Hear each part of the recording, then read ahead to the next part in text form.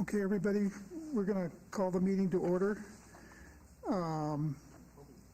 At this time, we'll go ahead and ask the clerk to do a roll call, please. Thank you. Member Miller? Present. Member McKnight? Present. Member Moreland? Member Haddad? Member Prado? Present. Member Whittingham? Present. Member Lathrop? Present. Member Burks? Present. Member Paola? Present. Member Thomas? Present. Member Jackson? Present. Member Conyers? Member Rice? Thank you.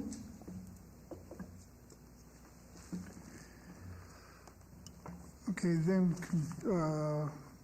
we'd like to confirm that we have compliance with the Nevada Open Meeting Law. Yes, we are in compliance. Okay. All right. Public comments. Comments during this portion of the agenda must be limited to matters that are on the agenda for action. If you wish to be heard, come forward and give your name for the record. The amount of discussion as well as the amount of time on any single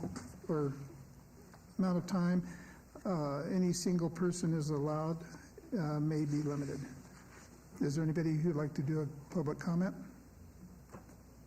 Seeing none, we'll proceed with item number 4 for possible action to approve the final minutes by reference of the regular meeting of March 28th, 2023. Will anybody make a motion for accepting of the minutes? So moved. Okay. I'm sorry, who was that? Okay, Member Haddad, thank you. Also, to the members, every time we speak, we need to please say our name for the record, so that way they know, who's speaking, basically. We also, let me see.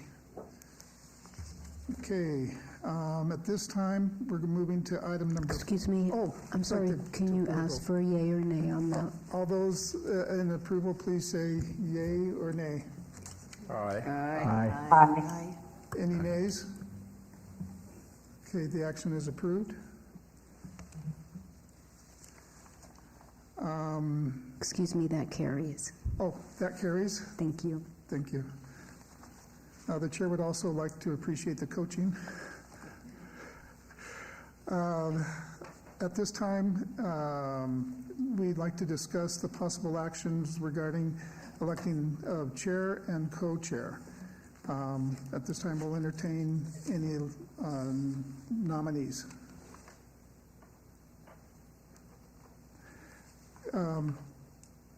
Member McKnight talking to Carmen. Are you going to be available Wednesday and for the other meetings? Yes, I will.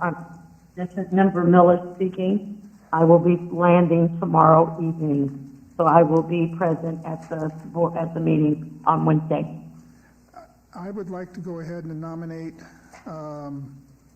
Carmen Miller to continue as chair of the committee. Is that right? Okay. All those in favor? Oh, I second. oh, wait. I think we need a second and then a vote, right? Yeah, a vote, yeah, I so second. okay, Member Whittingham, I so second. okay, go ahead and, He's good. He can second. okay. All right, all those in favor? Aye. Aye. Aye. Any opposed? Excuse me, Member Miller, are you voting on that, or? Oh, yes, I. I thought I had to stay quiet for a second. I'm fine, yes. I'll be honored to do so. Just makes us feel better. Chair, Deputy City Attorney Chris Love, for the record. Next, you would call for any additional nominations? Oh, I'm sorry. No worries. Any addition, or no? Any nays? Is that a unanimous yes?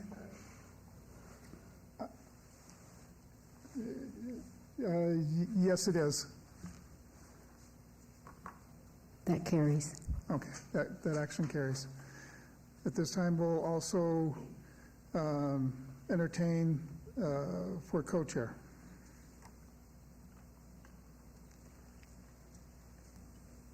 Patricia Haddad, I nominate Member McKnight for co-chair. Thanks. Member Prado, I second. Is there any other nominees for co-chair? Okay, at this time, we'll go ahead and hold an election for co-chair. Am I doing that right? Okay, at this time, say aye if you're... Those in favor? Yes, thank you. Those in favor? Aye. Aye. Aye. Any opposed? Okay, that motion carries. Okay, at this time, we will continue a report by Colleen Duiger, Grant Program Coordinator regarding Housing and Urban Development HUD, federal grant and allocation of funds, or federal funds. Colleen Duiger, Department of Neighborhood Services. The City of Las Vegas's grant application process began on October 16th, 2023, with the posting of a request for proposal, RFP, for agencies seeking program funding from the city's allocation of funds for housing opportunities for persons with AIDS, HOPWA, and the Community Development Block Grant, CDBG. The grant funds for each of these programs were designated as 2-year grants, which were designed to provide funds for selected agencies in fiscal years 2024 to 2025 and 2025 to 2026.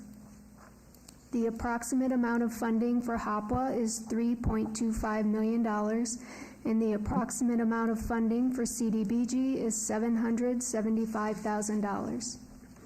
Interested agencies were asked to attend one of 2 technical workshops held on October 24th, 2023. The RFP closed on November 16th, 2023, and the Community Development Recommending Board received eligible applications for review on December 4th, 2023. Over the course of 2 days, the Community Development Recommending Board will hear presentations from applicants who met grant eligibility requirements. Applicants have been asked to make a presentation to the board. 10 minutes have been allocated for each program, which is broken down into 5 minutes for the presentation and 5 minutes to answer questions from the board. This meeting will consist of presentations for HOPWA and CDBG grants. At this time, I would like to ask all board members to disclose any potential conflicts of interest you may have with any of the presenting agencies today. Member Miller, I wanted to make sure if I can ask the city attorney a question. If I am employed by the Clark County School District, does that make that a conflict of interest with the communities in school? Sorry, can you repeat that first part? if I'm an employee with the Clark County School District, is that a conflict with communities in school? No, that would be, you would be able to vote in that matter just because that's a separate organization working with TCSD. Thank you very much. You're welcome. Board Member Robert Lathrop, I'm going to recuse myself from the 3 o'clock presentation from Desert Spring Community Resource Center. Very proud to announce that my daughter is the executive director, and we're very involved in that on a personal level.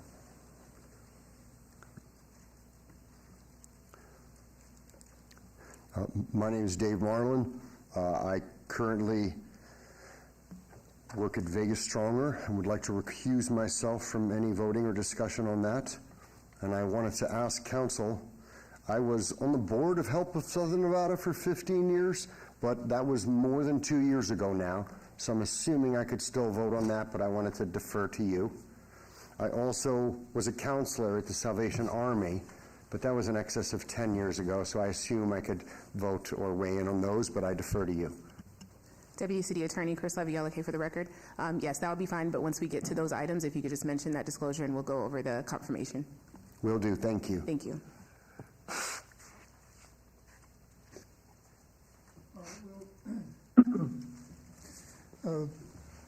Co-Chair McKnight will now proceed with item number 7, presentations regarding applications for housing opportunities for persons with AIDS, HOPWA, funds for fiscal years 2024 through 2025 and 2025 through 2026, submitted by AIDS for AIDS of Nevada, AFAN Housing Services, Economic Opportunity Board, EOB of Clark County, EOB HOPWA Housing Assistance Program, Golden Rainbow of Nevada, Inc., HIV, Immune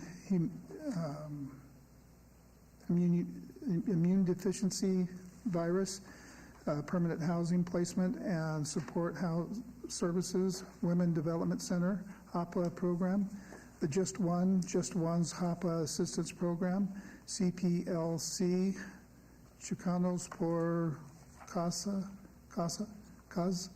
Nevada, Inc., Lewis Program, Access to Health Network, Access to Health Care. What we'll be doing is doing a 5-minute presentation of the different agencies and then a 5-minute board review or comments. At this time, we'd like to call the presentation of AIDS for AIDS of Nevada. Oh, wait, excuse me. We're like 20 minutes or 10 minutes early. Do we want to hold for a little bit? Clerk or attorney or are they here? Oh, they're here. If you guys don't mind coming in early, that would be fantastic. Okay. At this time, we'll hear the presentation of AIDS for AIDS of Nevada, AFAN, and please state your name for the record.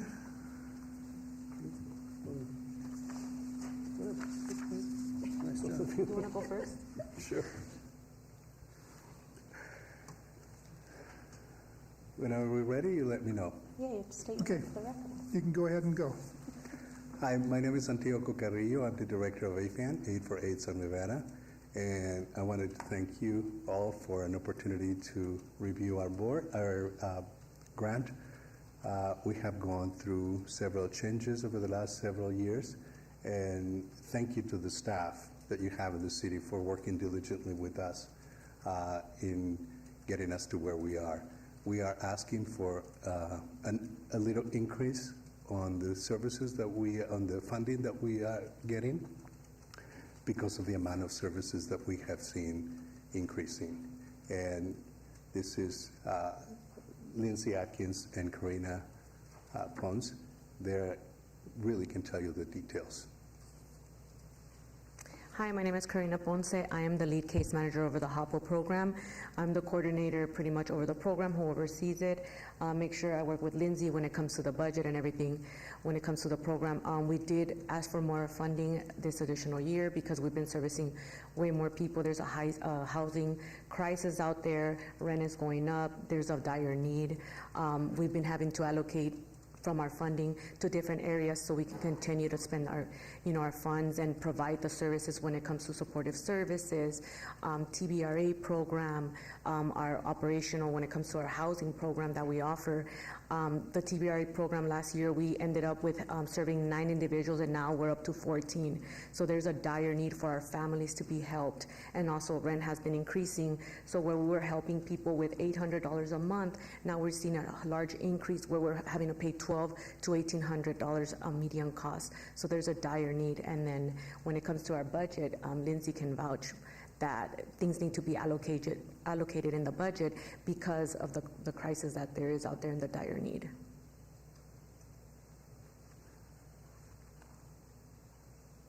Does anybody have any questions? I think that's really what we want to be able to leave it. So that's the end of your presentation? Yes, I think it is. Okay, thank you. Does any board members have any questions? Dave Marlin, I have a question. I've been here for a while, so I've seen you every couple of years. Could you describe the turnaround? It seems like you guys have improved from your financial audit capability and status. Could you comment on that? Yes, we hire another person that was able to assist in the administrative side, and we also hire another person that is able to specifically focus on the grants. This is Jordan Berkowitz, and she writes the grants for us. So we have been fortunate enough to be at a place where we focus on expansion of the programs. Right now, I have all my positions full, and now since I have more staff members working with us, including specifically in the finances, I have a very active board group. Since I have a lot of all the positions filled, part of what we're looking at is examining the needs of the community, and we see a dire need and a crisis in housing. Good job getting that in order. Thank you. This is Bob Lathrop, and I'm like Dave, I'm a little bit new to this process, so I might ask some real basic questions here. I'm curious about how you measure success, because you have so many housing costs and transportation, all these factors that you have no control over impact your operation and impact the effectiveness of your services. You're thinking about adding 133 new people, or is that to your program, or is that 133 number, is that part of existing? So we're planning to add, of course, more families into the program, but the way with the Stream U program, where we're helping with utility and monthly rent, I mean, the rent cost in itself is so high. Yeah, utilities are super expensive. Southwest Gas's bill, if anyone noticed, just increased tremendously. So what we're doing is we're providing more financial assistance in those areas where we're serving duplicated and unduplicated families throughout the service program. Again, I don't want to be crass and just divide, your 133 extra people by 600, into $600,000. There's all kinds of other factors involved there. So I guess the question I'm asking is, how do you measure your program in terms of the effectiveness of what you're working to do? So during our program, like for example, the TBRA program and any other housing program that we offer assistance, we track goals. So we monitor the clients to become self-sufficient and be able to give them that stepping stones so they can be on their own. Right. So that's after a period of time? Correct. We follow up with clients 3 to 6 months. Okay. Yeah. Good. Hi, I'm Jamie, and to follow up on what Bob said, how many people come back into the program? What is your recidivism rate? Do people come back into the program?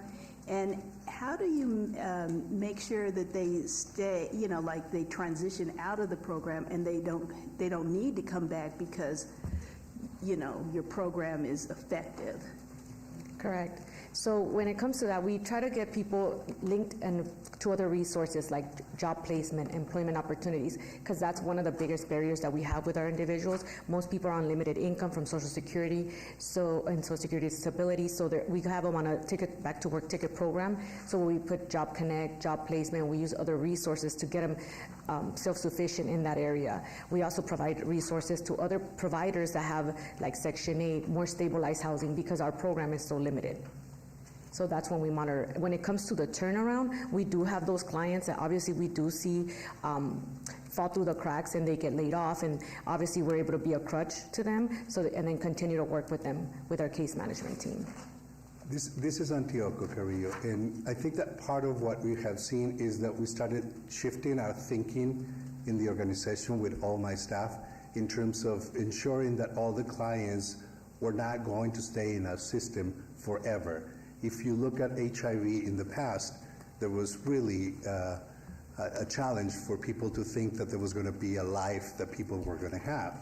And so a lot of people stay behind and stay in disability. Nobody ever pushed them onto a new independent way of living. And one of the things that we have seen is that with the medication, and that has changed people's life, what we look at is ensuring that they become self-sufficient and they don't stay in our program as much as they used to. So and that is a mentality that my entire staff has adhered to, and so we always assess the clients to ensure that they have an opportunity to work some of the challenges they have, and so eventually they can move forward.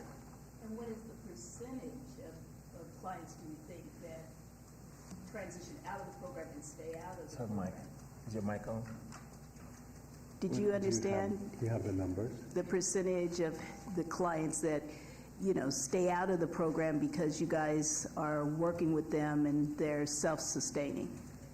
I would say right now we're probably looking at, because of everything that's changing with COVID and everything, I think it was like, it's probably a 40% clients that don't come back, that are able to, use us as a crutch and a stepping stone and, get out of the program.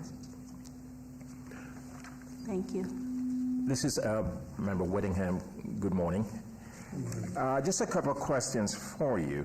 And I'm going to go to some of the information in the records. We talk about you have increased or improved your service over the year, or your management operation. But we still show that 3 out of 4 invoices were submitted late. What are we doing to correct that kind of administrative concern? Would you please repeat the question? I'm talking about your administrative systems. And I saw where at least 3 out of 4 invoices were returned or submitted late. For example, what are you doing to correct those kind of administrative issues? We hired one individual already to assist in the administration, and we are in the process of hiring another part-time person to assist with the administrative intake process. That's what we're looking at right now. I noted that you indicated that you're asking for an increase this year because of the volume of maybe clients. But is there a case where we may be overestimating the number of clients that you may have? For example, last year I think you had projected maybe 306 clients, and you only serve 180. How do you perhaps reconcile that to your claim that there's increase this year, and that's why you've asked for an increase in funding? So Jordan Berkowitz, Director of Development for AFAM. So in response to the up in numbers for us, we are looking at the upcoming housing crisis in response to the funding cliff with ARPA ending and all of the COVID assistance. We have noticed over the past 3 to 6 months that we have a large majority of our clients are approaching us either actively in homelessness or about a step away from homelessness. And I know Karina can back this up as well, this is probably 6 to 7 out of 10 of each of our new clients that is coming to us in a homeless state. So it's a projection. Yes, this is absolutely a projection getting ready for the upcoming funding cliff. And my last question is also about your request for increase. How much or what percentage of that increase it will be allocated to salary as opposed to service? You have the budget?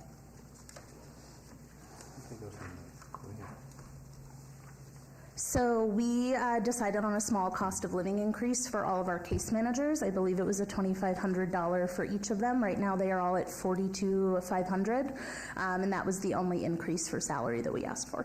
And just for my sake and maybe the information of the members, if you can quantify that in terms of percentage, what percentage increase is that in terms of the salary for package for your members? That might be that's a big question. 10%. 10%. Sorry, I'm not a math person. Okay. I'm a real good writer, not a real good budgeter. Okay. Thanks. Appreciate it. Okay, Co-Chair McKnight, at this time, we really do want to thank you all for your presentation. Is there anything else that needs to be brought up? Yeah, Member Prado, as a matter of protocol, can we flick the mic lights when we have a question? That way it's easy to see and count how many people. And then I do have an extremely quick question. This says there was a fiscal 22 audit overdue. Has it been produced? Because I know these things were turned in, I don't know, November, October, whenever they were turned in. Yes, we do have our 2022 audit. It was just completed a few weeks ago.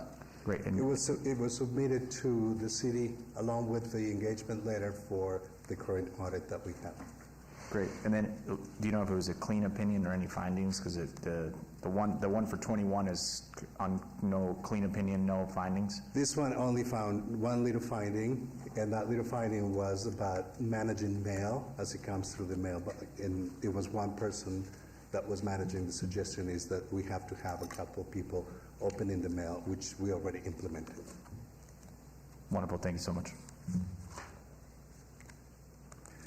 Okay, thank you very much. We appreciate your time. Thank you. Okay, we're just a little bit early, but if they're here, Economic Opportunity Board of Clark County, are they present by any chance? Fantastic.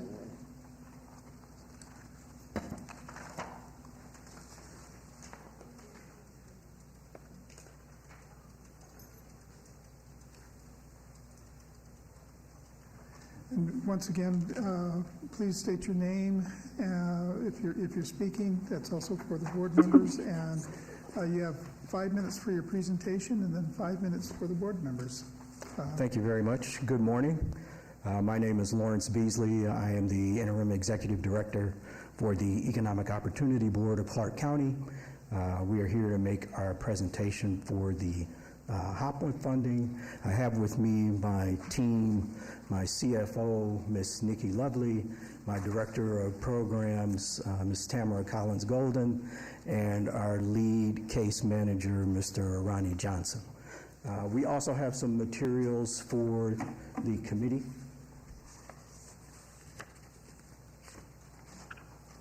And without any further ado, I will turn it over to my Director of Programs to give you a synopsis of what we've been doing and where we are currently. Good morning or good afternoon, everyone. My name again is Tamara Collins-Golden, and I'm the Director of Programs for Economic Opportunity Board of Clark County, and more specifically for the HOPWA program. EOB was not awarded funding this last program cycle, effective July 1st, but I want to tell you all of the things that we continue to do with our existing client base. So some of the materials that you have will outline the clients that we've continued to serve, and will also outline the amount of money EOB has invested to make certain that these clients received continuous services. They weren't transferred. They didn't have to receive any interruptions in their services. So there's a small little breakout as to what those expenses were. There's also an expense recording as to how much we have expended. EOB has expended over the last 8 months a total of, just in client services, $92,000. And I am bringing, we brought our whole team in today because I wanted to just acknowledge that we still appreciate serving that community. That is the only reason why we continue to pursue further grant funds for future servicing of HOPLA clients. We've been working with the city to help us to better engage ourselves with our program audits. In the process, while these things were happening, EOB has also continued with our monthly reports. We've done all of the regular services as if we were fully funded. But instead, EOB has paid for all of the costs, and as well as our one person, the salaried individual who's on that grant. So I want to turn this rest of the conversation over to our CEO as well as our Chief Financial Officer. Thanks, Tamara. If you have any questions, we are ready to entertain those at this point, and we can also fill in any details that you may have any questions about. Well, since we have a minute and 54 seconds, you might want to discuss the audit letter. Hi, my name is Nicole Lovely, and I am the CFO and CPA for Economic Opportunity Board. One of the handouts that you have is a letter from our auditor, Ide Bailey. We do have outstanding audits going back to 2019, but it's not, at this point, it's not our fault. Their audit manager or senior manager is no longer available. We did turn in everything that they needed to bring our audits current on May 9th of last year, but as you can see from the audit partner, they lost the audit manager, and so we're kind of at their mercy. It's not an issue of outstanding fees. We've paid them for all of our audits. It's just a matter of them finding a replacement person to come in and to finish up. Are there any questions? Well, let's leave the last few minutes, 1 minute for Ronnie, if you'd like to say something about the clients that we've served. Got to share the love. Thought I escaped. Thank you for your time. Excuse me, your mic, please. Yes, you need to speak in the mic if you could. As my director has already previously stated, through the lack of funding, we did our best to maintain and provide a decent living for our existing clients. We did not grow the program by enrolling anybody new, but we did do intensive case management by myself with our existing clients. Thank you, Ronnie. And I believe that will end our presentation. It speaks to the dedication that EOB has to maintain this HOPLA program, and we'd like to hear from you regarding our latest application for this next fiscal year. Thank you. Hi, my name is, excuse me. No, go ahead. And in regard to your application and I know and the budget, how do you plan to address sustainability in terms of fundraising? That is a great question. EOB continues to we look for funding opportunities for all funding cycles and all fiscal programs that introduce funding for special populations. We would also continue to use our airwaves. EOB is the parent of the KCEP radio station, so that is our inherent radio station that we use for broadcasting. EOB will continue to use our social media networks to be able to reach out to clients. And we will continue to be part of the HOPLA community to make certain that we are actively seeking routes for future funding and sustainability. EOB is also the community action agency for Southern Nevada, so we've been able to leverage these funds with when we didn't receive the HOPLA contract, we were able to leverage those funds to be able to continue to service those clients And as a designee for that special funding from the federal government, we do receive those funds on an annualized basis, and we do set aside funds for special groups, special populations, special programs for families in need. And the Hopper program fits, it's a key alignment, fits right in with what we do. It doesn't allow us to grow the program, and that's why we're here seeking ways to be able to grow it and expand it. And that would be our answer, my answer for how we plan on doing it. We don't stop looking for funds, so thank you.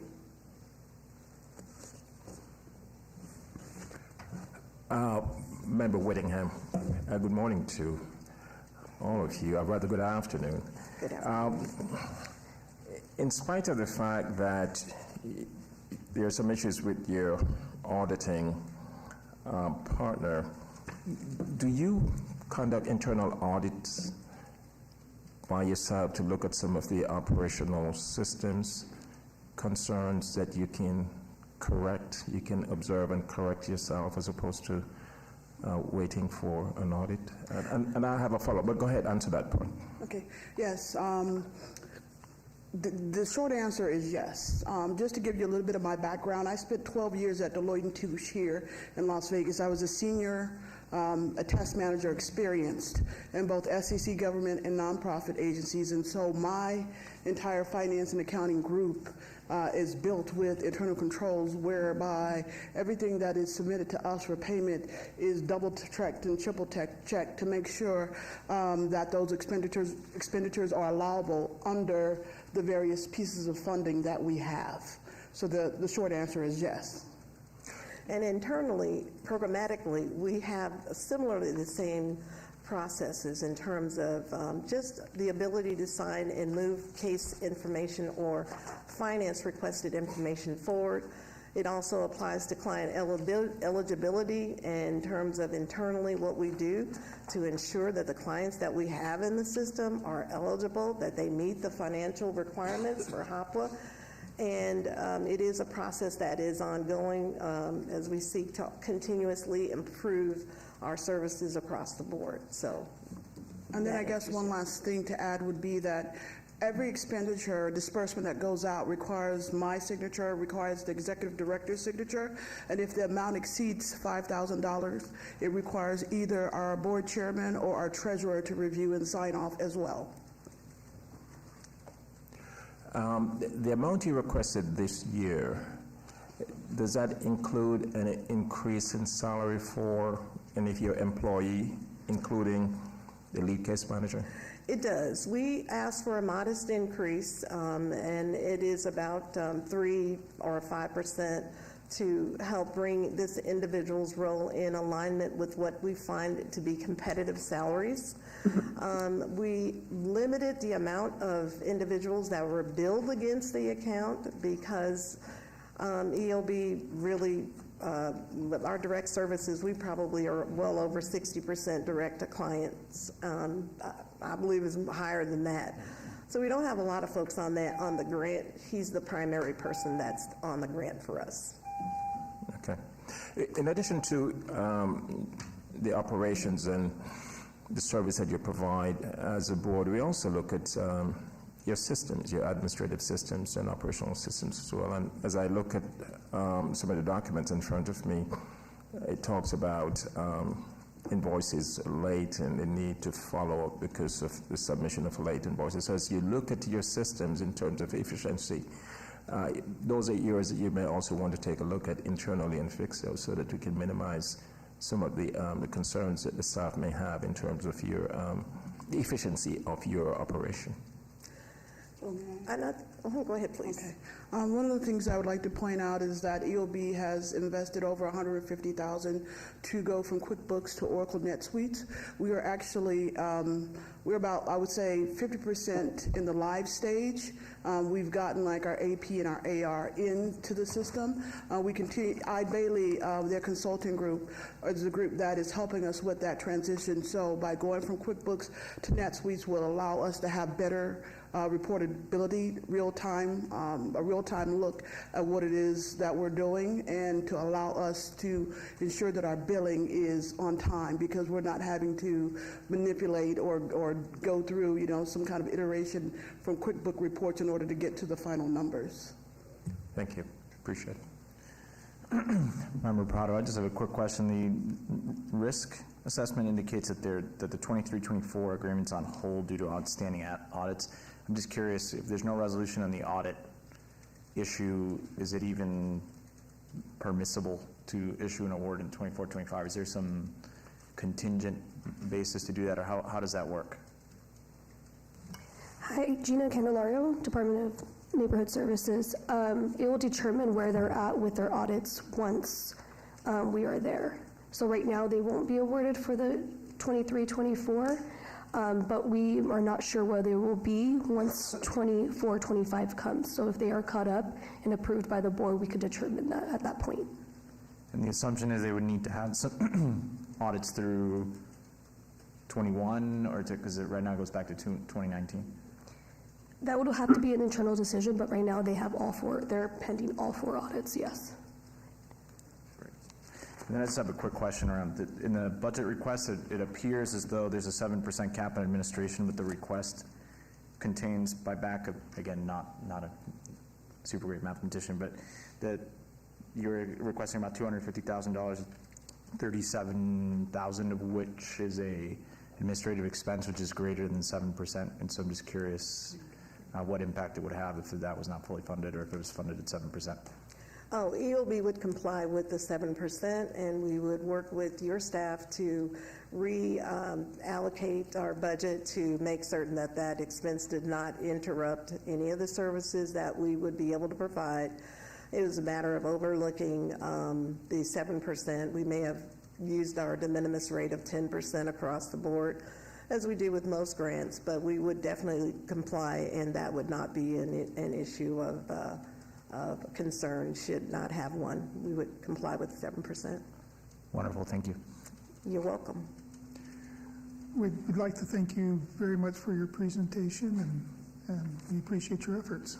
Thank you so much. We appreciate it. At this time, we'd like to invite the Golden Rainbow of Nevada to please make their presentation. And also, as they're coming up, we just, with our schedules and stuff like that, we just need to be cognizant of the amount of time, just so everybody. Anyway, and please state your name for the record, and we welcome you both.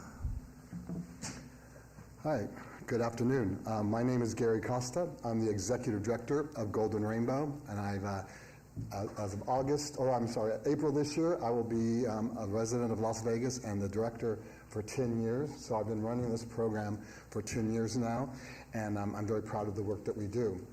Golden Rainbow, we are considered the premier HIV housing organization here in Southern Nevada, and we do not have case managers on site. So whenever we provide housing services for clients, we work with over 12 community partners, including AFAN, Women's Development Center, and AIDS Healthcare Foundation, and they refer clients to us, and we are the ones who provide housing services for a majority of their clients.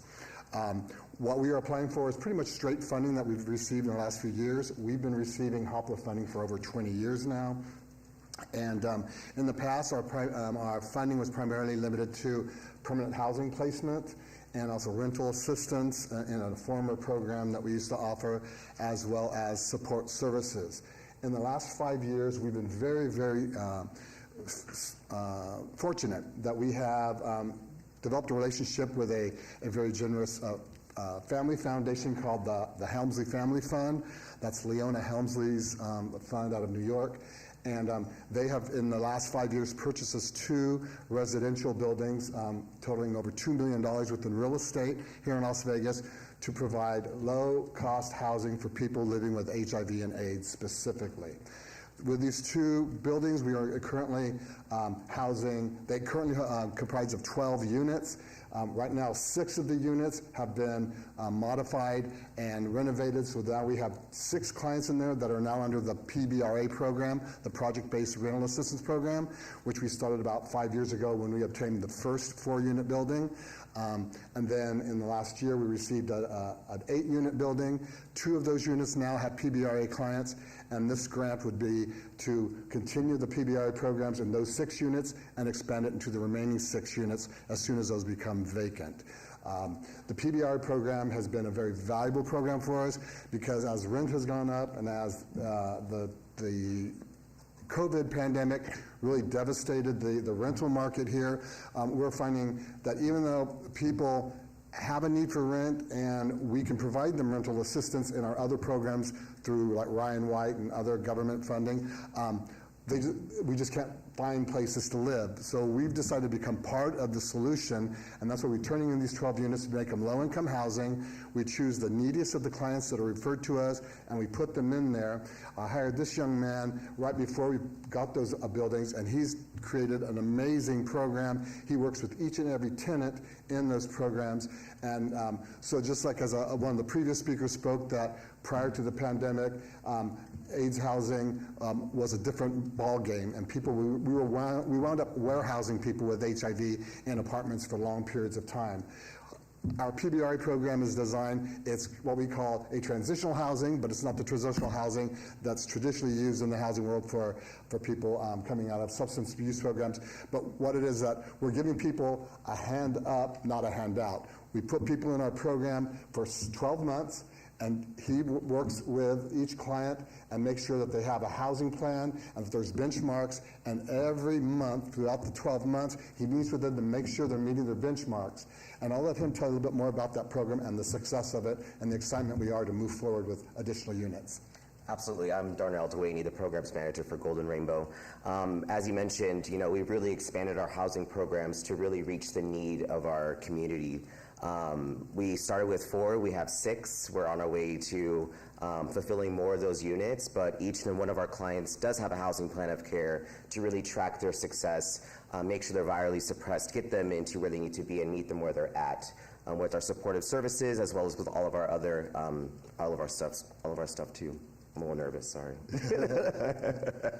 But we have not had any staff changes. We have had the same staff. We've actually added one more staff member, which is her 2nd year, which is the executive assistant. So we're a very solid team. We have the confidence in our community partners, our partnerships, and we create meaningful engagement to really meet the community needs. We have a very small staff of just 4 people. We see hundreds of clients a year through our various programs, and I think if you could check our record and turning in reports and audits and all that, you'll see that we're right on the money now. We're a very well-ran organization, and like I said, a lot of the organizations rely on us. We are considered the housing funder of last resort. If people are having difficulty finding housing for their clients with HIV, and they've exhausted all the other opportunities that are out there available to them, they go to Golden Rainbow, and through our Ryan White program, we are able to find them housing. So we're kind of like last chance. Thank you. Does any board members have any questions?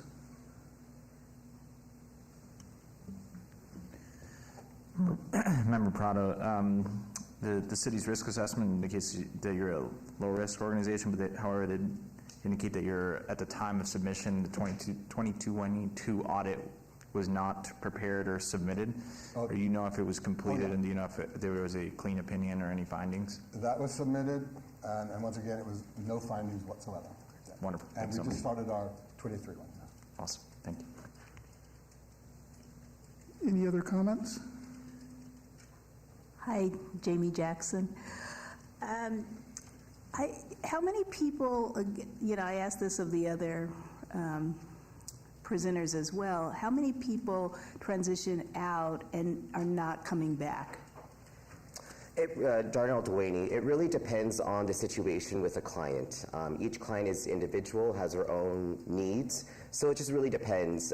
We put a 12-month as a benchmark, but we're able to house those clients continuously if need be. Anytime a client comes into our office for any type of emergency financial assistance, we look at the short-term assistance as well as sustainability to find out what they're going to do and how we can assist them, because they may come back again. We just don't know. But so far in our PBR program, like I said, it's relatively new to us. We started during the pandemic, or very beginning of the pandemic. Anyone that we've housed in there that has now left the program has not come back. They've been able to find new apartments, find new jobs, find other things. So again, we're trying to make sure that we meet their needs. While they're living with us, the housing plans is everything from going to see your doctor on a regular basis to finding a job or becoming a volunteer or getting your kids enrolled in a better school. It's tailored to each one, and because of that, it's not just a blanket plan or a blanket rule. Each one is tailored. There's a much higher success rate. So we're pleased to say so far the people have moved in and then have moved on, have not come back to us, and the reports we're getting from their case managers are that they're doing well in their new places. Every once in a while, one of them will need some temporary assistance on meeting their utility bills, like in the summer when it gets really hot, and they'll need assistance, and that is considered, but that's not considered a fallback or a failure. It's just the sign of the times is electricity and all that kind of stuff. But we're very proud of that, and that's our goal, is to make sure. Because when I took over the organization 10 years ago, we had some apartment buildings, and they were taken away from us from NDOT because of the Project Neon project, and so we had 12 units at that time. And when I went in and did an investigation to see about those 12 units that we were displacing, the average stay of those tenants was 13 years at that time. So we were basically warehousing people with HIV and not getting any government incentives. They weren't subsidized. It was just a very poorly designed and poorly run program. So I was adamant that when we started this new program with new real estate, that it was not going to be like that old program that my predecessors had, and it was going to be a very strict program. And working with the city office and with Gina and Stephanie, they're the ones who identified the PBRA would be the most efficient, and they were totally right on the money. And that's why he took that and ran with that, and he's working with the staff on a regular basis, and that's why I think it's successful so far, and there's a waiting list of people wanting to be a part of that program.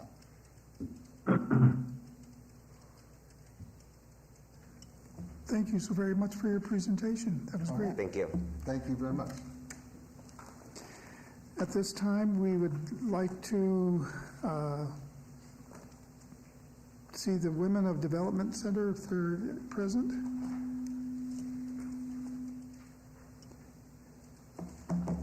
Just a reminder, please state your name as you speak, and we welcome you here.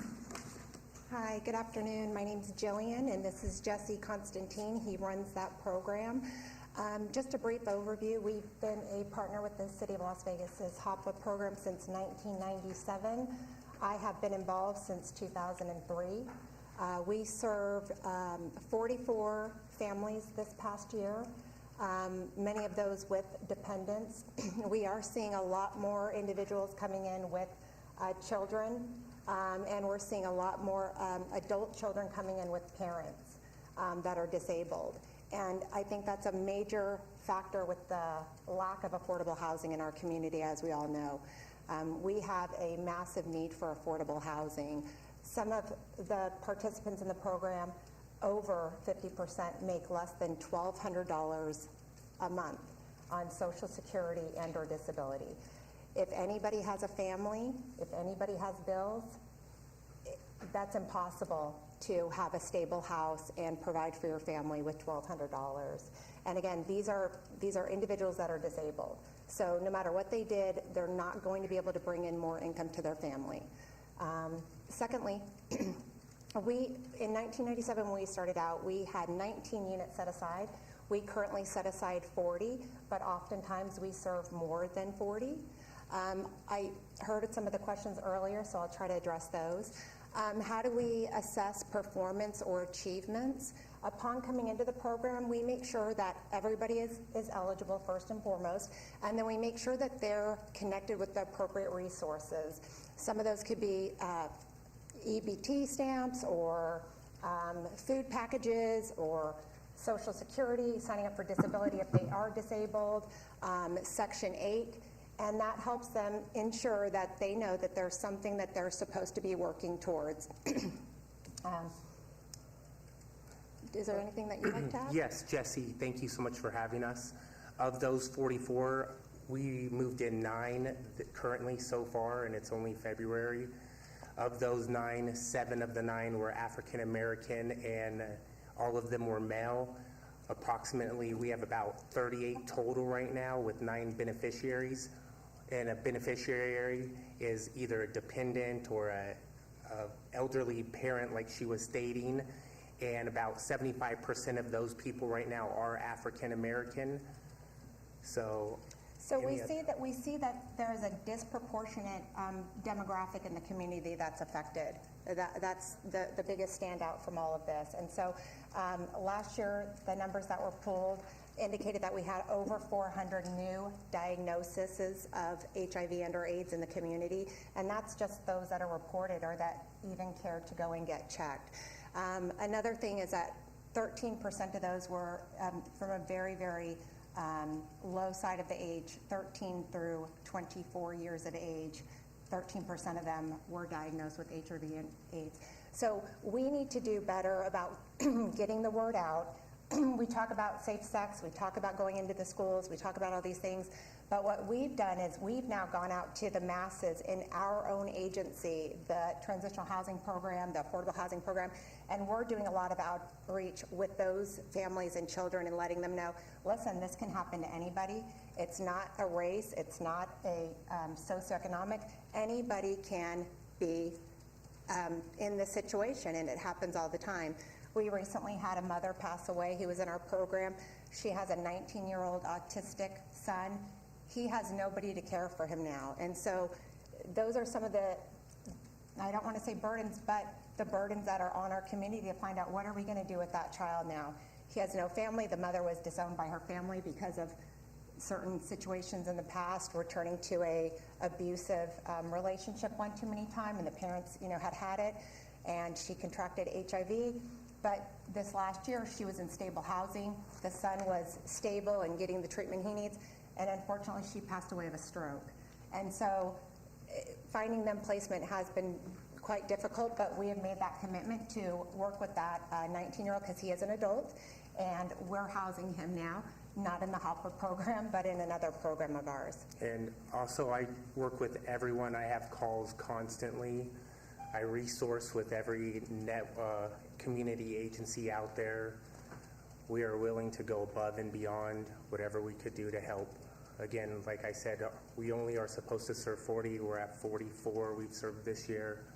So sometimes duty calls. We have benchmarks. Yep, go ahead. Sorry, we don't want to take up the time. Any questions? Thank you. Yes. This is Member Whittingham. Good afternoon. I'm looking at your line item budget, and maybe just some information for us. Sure. And 2 items in particular that I'm asking you to take a look at and maybe provide some information. A house leasing for, I think, $375,000. What was the basis of that amount? Was it based upon last year's amount of rental paid, or the projected number of clients you intend or anticipate having this year? Sure. So this is a continuation of the current program year, and based on that, that would be the number. Sometimes there will be a deviation, lesser or more, should somebody find employment or lose employment, because we're mandated to readjust what their rental portion is based on what their monthly family income is. And so that's a projection based on what we're spending in real time. Do you have documentation to show how much you have spent on rent for last year, the first year of the loan? Of the grant? We spent all of the funding. We did not need an extension. Every month we hit our goals, and every quarter we hit our goals as well. Does that answer that? or- Well, my question specifically was whether or not you have documentation to show how much you spent on rental for last year. I believe it's $380,000 specifically. Yeah. The other area that just for some questions, Sure. you indicated 98,000 for maintenance. Talk me through that. What does that mean, and how do you come to? Are you anticipating that you will spend that much for maintenance, or how much you have spent last year? Tell me how you came to that figure. Sure.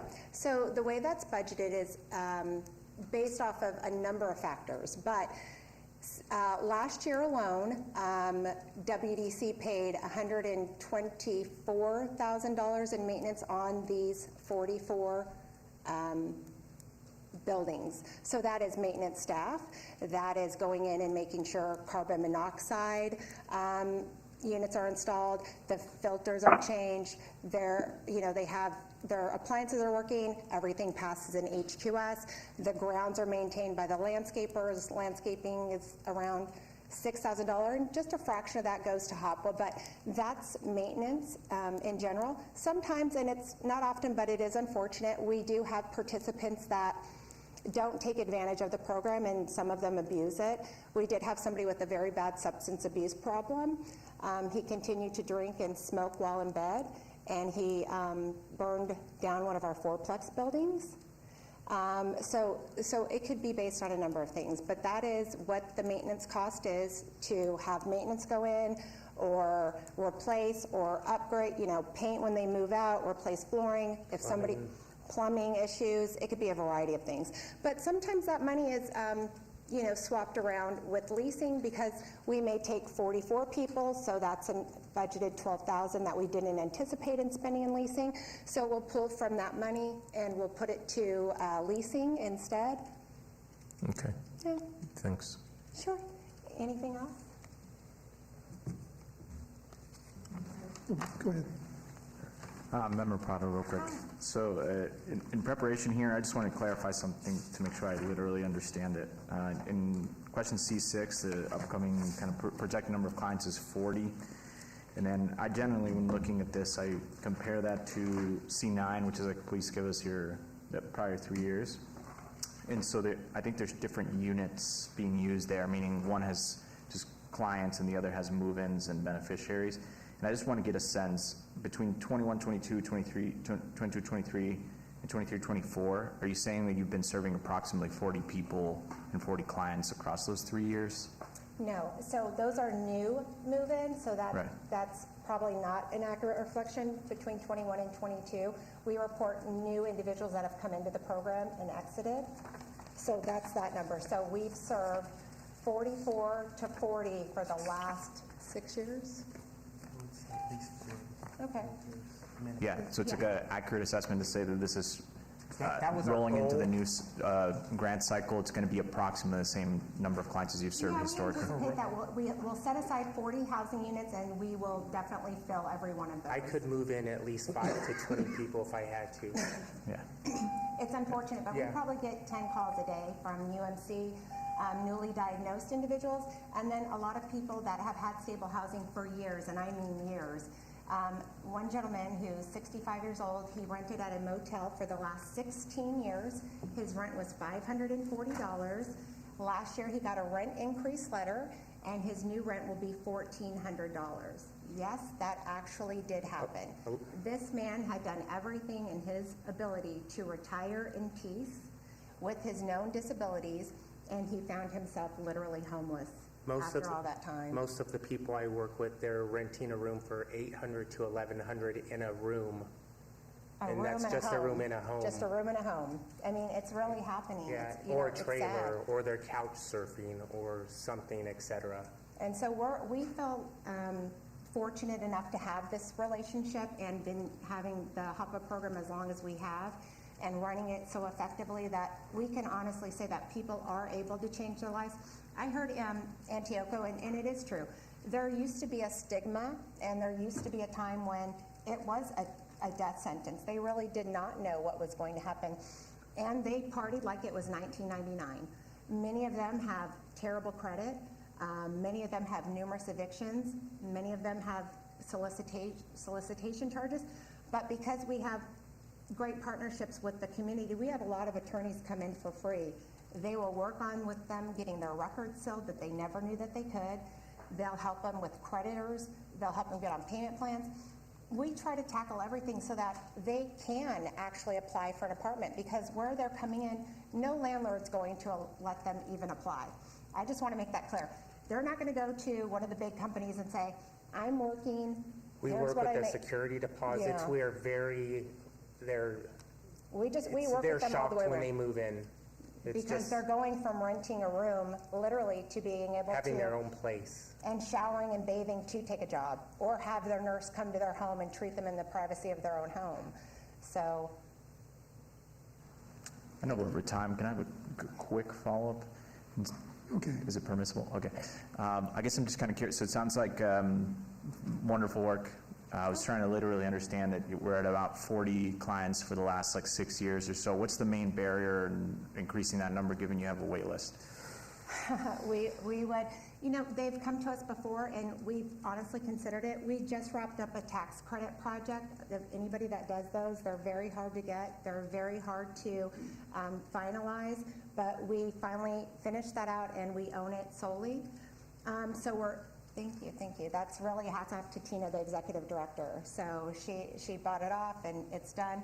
And so we're very fortunate for that. We are looking to acquire more housing. That's all there is to it. If we had more housing, we would contribute it back to the community. Like I said, we do our own transitional housing program that we pay for ourselves, and we do our own veterans program, which is men with dependent children, because the shelters just don't let children go in the shelters. We know that, and we know why.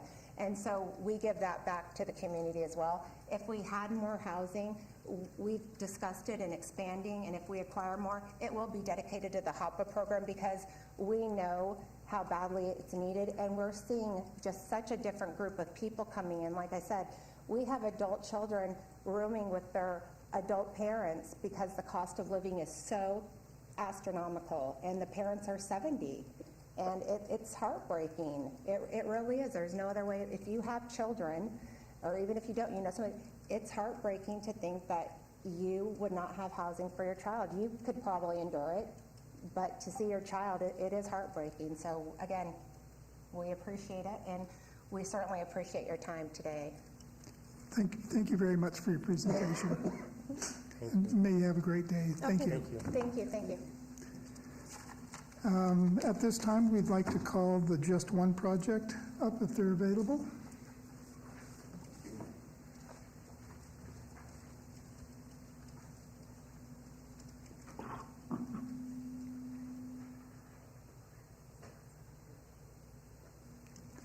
And just a reminder, your names first, and we'll kind of go from there. I'll speak first, yeah? Go for it. Hello, everyone. My name is Brooke Neubauer. I am the CEO and founder of the Just One Project. We, too, are celebrating our 10th year serving Southern Nevada. We currently connect 20,000 Southern Nevada residents to our services every month. We focus on removing barriers and connecting people to not only food but other resources. We consider food our welcoming mat, and we started 3 years ago with case management, which has been wonderful for us, because we know that if you're food insecure, you have a multitude of other needs. So it's been wonderful being able to serve our community in that capacity. And we just are so thrilled that we have been given the opportunity to serve the HOPA clients here in Southern Nevada. Tristan? Hi, so my name is Tristan Hightower. I'm the Senior Executive Director of Programs, the Just One Project.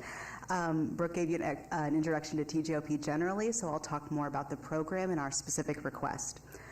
So for the past 2 years, including this fiscal year, the Just One Project has received funding to implement the Housing Opportunities for Persons with AIDS or HOPWA program as part of our Community Connect department. We currently employ 2 full-time case managers, and our current grant goal is to serve 15 households with tenant-based rental assistance, or TBRA, 15 households with permanent housing placement assistance, or PHP, and 35 households with short-term rent, mortgage, and utility assistance annually. In our first year of funding, which ran from July 22 to September 23, we provided 15 unduplicated households with TBRA assistance, 22 unduplicated households with PHP, and 76 unduplicated households with STRUMU assistance. So we exceeded our annual goals in our first program year. Between October 1st and today, which is our current grant year, we have provided 19 unduplicated households already with TBRA assistance, 9 unduplicated households with PHP, and 64 unduplicated households with STRUMU assistance, continuing our pattern of exceeding our programmatic goals and also trying to provide these essential and needed services to the biggest number of clients possible. So for this current request for the fiscal year 24-25 grant cycle, we're requesting $1,026,481 in funding from the City of Las Vegas to continue our HOPWA program. This request is an increase over our current budget. This budgetary increase is intended to help our agency meet the demand for services that we are already seeing and allow us to hire a third full-time case manager to help meet that load. And increase the number of households supported to 20 unduplicated households for TBRA, 20 unduplicated for PHP, and 40 at least for STRUMU. This request to increase capacity is in direct response to the need that we are seeing, and also will allow us to hire a case manager that is bilingual to better accommodate for primary Spanish-speaking HOPWA clients that we are seeing.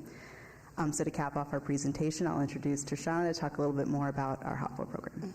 Hello, thank you for having me. I'm Trishana. I'm the HOPWA program manager at the Just One Project, and we do have the 3 programs that Tristan mentioned, the STRUMU, the TBRA, and the PHP. And we do need the request because currently I have 8 people on the waiting list for our TBRA program, and I already house some. We did have 3 successful exits not too long ago. 3 of the clients got great jobs now, so they're not eligible for the program anymore because they're over income. And do you have any questions for me? Awesome. Okay. That was her first time It's here. my first time. You did great. Thank Trishana. you. That was amazing. So this ends your presentation before I turn it over to Yes. members? Yes. Okay, at this time, turn it over to members. Thank you. Hi, thanks for presenting. My name's Dave Marlin. I see you didn't spend your first year 100%, and now you've requested an increased budget. Can you address that? Yes, so for our first year, there are sometimes delays in launching a program for the first time. We had to hire staff. We also had staff turnover while launching the program, which also lengthens the amount of time to get the program to full capacity. But since we've been fully staffed and we've had a full caseload, we have been meeting our programmatic goals, and we're also on track to spend our budget down this year. Good, thank you. Good afternoon. This is Member Whittingham. How are you? Great. Good. Good. Just a couple of questions, and I didn't find the answer in any of the documents I read, but just a thought, maybe just for me. Do you have a way of determining whether or not any of your clients are getting duplicated services from other agencies? Yeah, go ahead. Yes, so we check HMIS, which is the database that we use to see if the client went to any other agency to receive HOPWA services or anything from CHAP or anything like that. And also we call our other community partners that uses Careware, because they can also let us know if they received any services. So for each client that we assist, we also check that, and we get a release of information for all HOPWA and Ryan White providers. How often do you find that there are cases where any of your clients are receiving or attempting to receive duplicated services from other agencies? Very rare. I've probably had one this past year, and it was it wasn't intentional, where I've seen that. So, yeah. And a question I've asked others, the increase or the amount that you have asked for this year, what percentage of that goes to salary and also to what extent it also goes to salary increases for your members, your employees? So the biggest, I'm going to get up the budget so I can answer that more specifically. So the biggest portion of the increase that you see in our budget is to add the new staff salary and also the commensurate increase in services to increase the anticipated caseload. We do have some minor increases to keep up with cost of living because we do increase staff salaries to keep up with COLA, but it would be a small amount compared to the increase in services and the additional staff salary entirely. What is the percentage increase in salary? I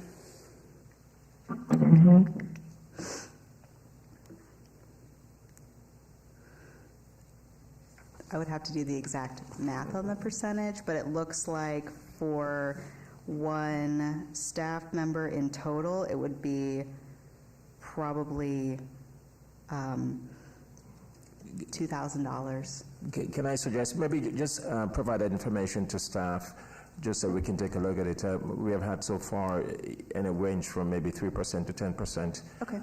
It may be useful for a conversation to see reasonableness of your asking amount, and we're going to compare that your asking amount to others and see whether or not it's justifiable. So, okay. If you can provide that information to staff, that would be helpful.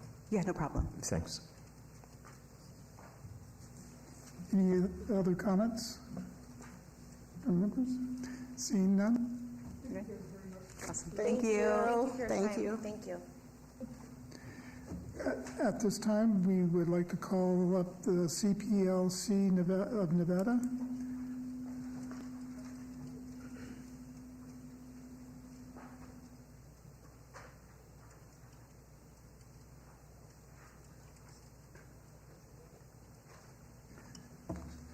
Welcome. Please give your names and your presentation. My name is Louis Hicks, and I'm the program manager for supportive services with CPLC. I brought with me today Carla Banda, who oversees the HOPWA program, and Andre and Dominique here from finance. I'm going to turn it over to Carla, let her talk about the program. Good afternoon.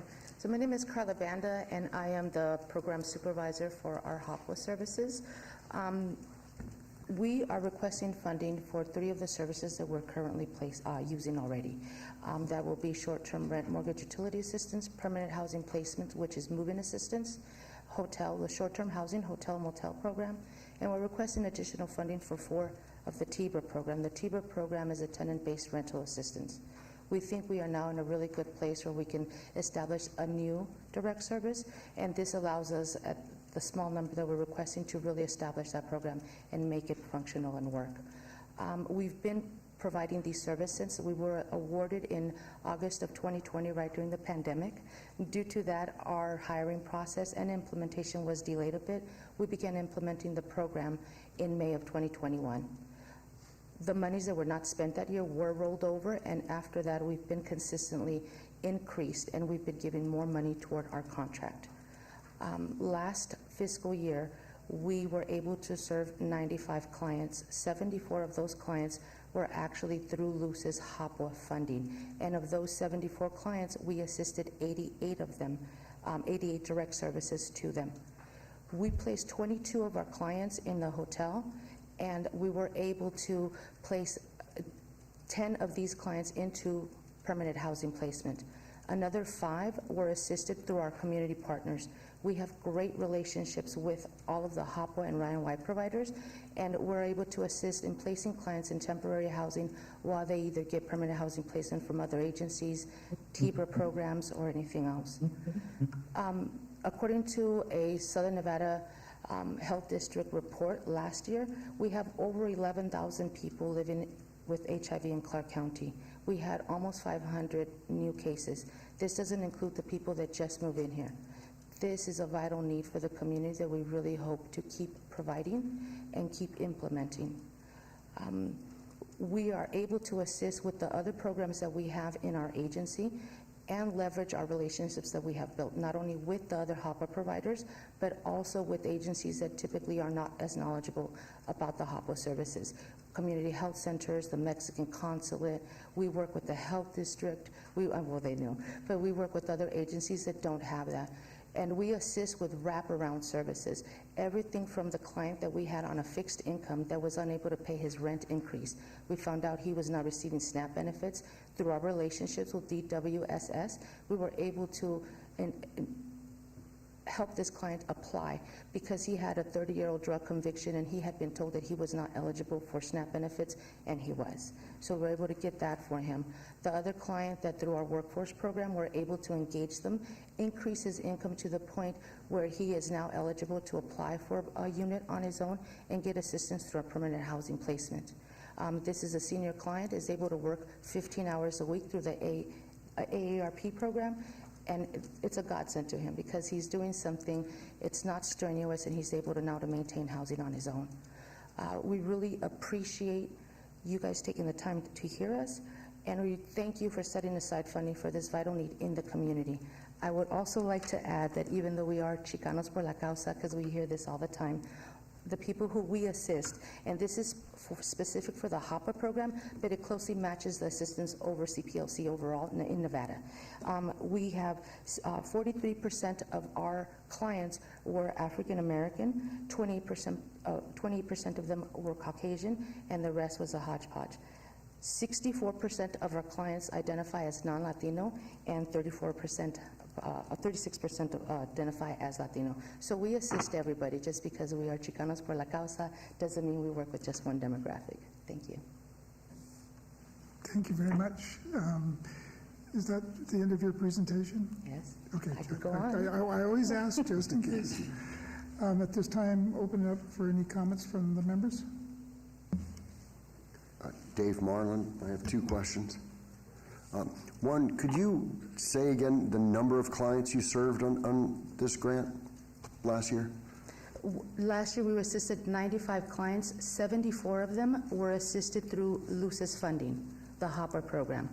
Okay. Thank you.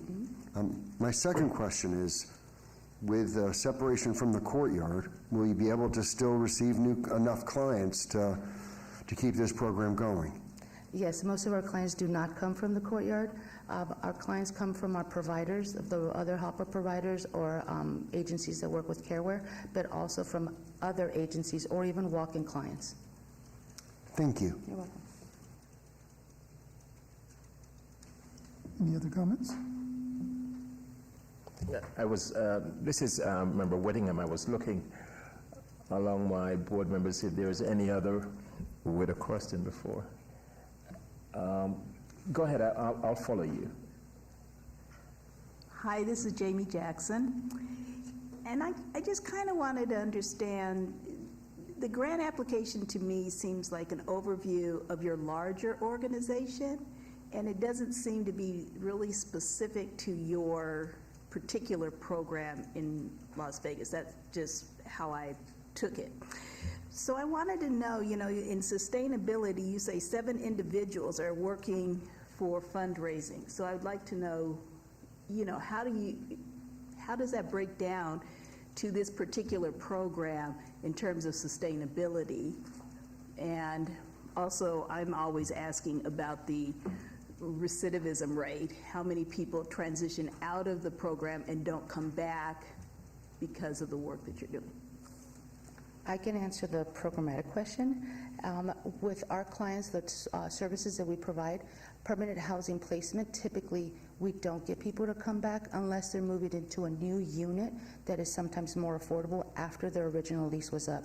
With the STROMU, which is the short-term rent, mortgage, and utility assistance, they are eligible for up to 21 weeks of assistance. And what we do is, our hope is that they don't need continuous assistance. Our clients have many issues. If they miss work due to illness or things like that, we are there to assist them through that process so that it does not impact their housing. So we do see people up to 5 months. A lot of times the clients that we work with, because we really encourage increasing income or doing those things, we're able to see exceed the scope of work that we say because we don't help for the full 5 months. Because we strongly encourage and help the clients to maintain that on their own without any type of subsidy. But we do have people that come back and they're eligible for their 21 weeks, which we do always check with HMIS, Careware, and so forth to make sure that they're not, as they say, double dipping, but they are eligible for those funding. On to the fundraising, like the sustainability piece, how much of your fundraising goes toward your particular program here in Las Vegas? Hi, this is Andre. Being part of the finance, we also have like a resource development department, and constantly the team is helping out to write grants and also get donations that are unrestricted to support any of these efforts. So we have a few staff members in the Phoenix office that support the efforts for the Nevada office when it comes to any fundraising efforts for this grant.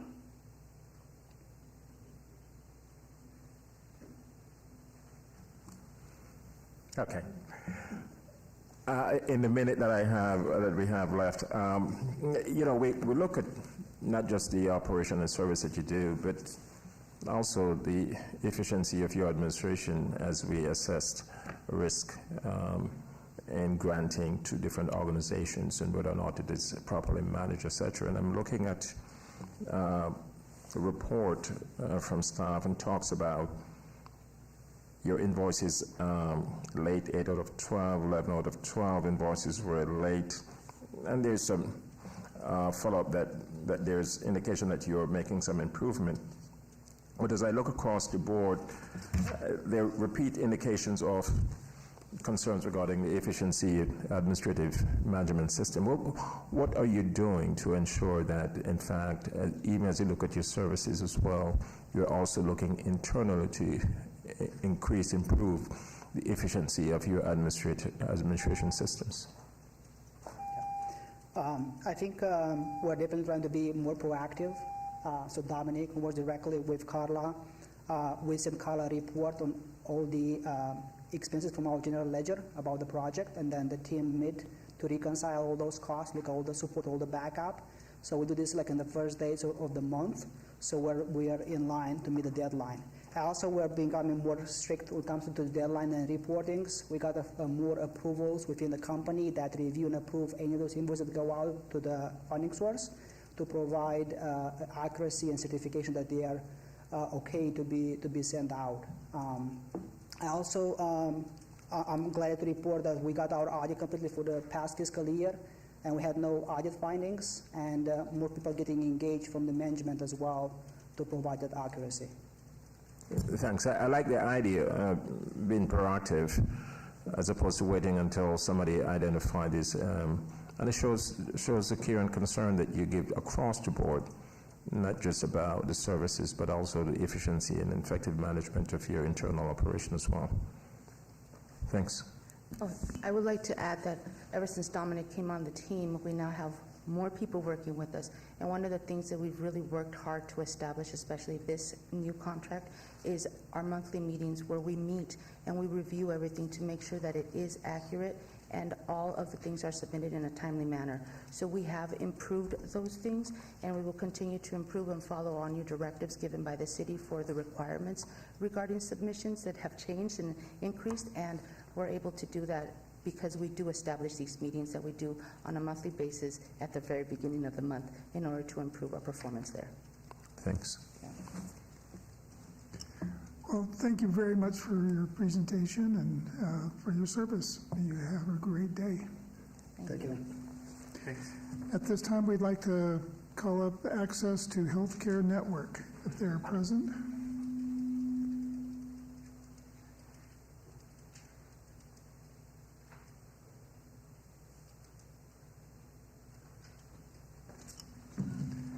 Welcome very much. We'd like you to please state your names and your presentation may start. Yes, my name is Jennifer Vasquez. I am the statewide director at Access to Healthcare Network. And I am Susanna Gonzalez, the assistant director. And then we do have some pamphlets to pass out.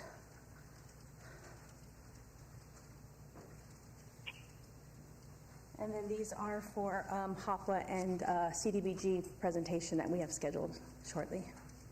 Okay, that'd be great. So we have had HOPWA since 2021. We started right after the shutdown lifted. We were able to see how the program would look, see how we were able to develop it.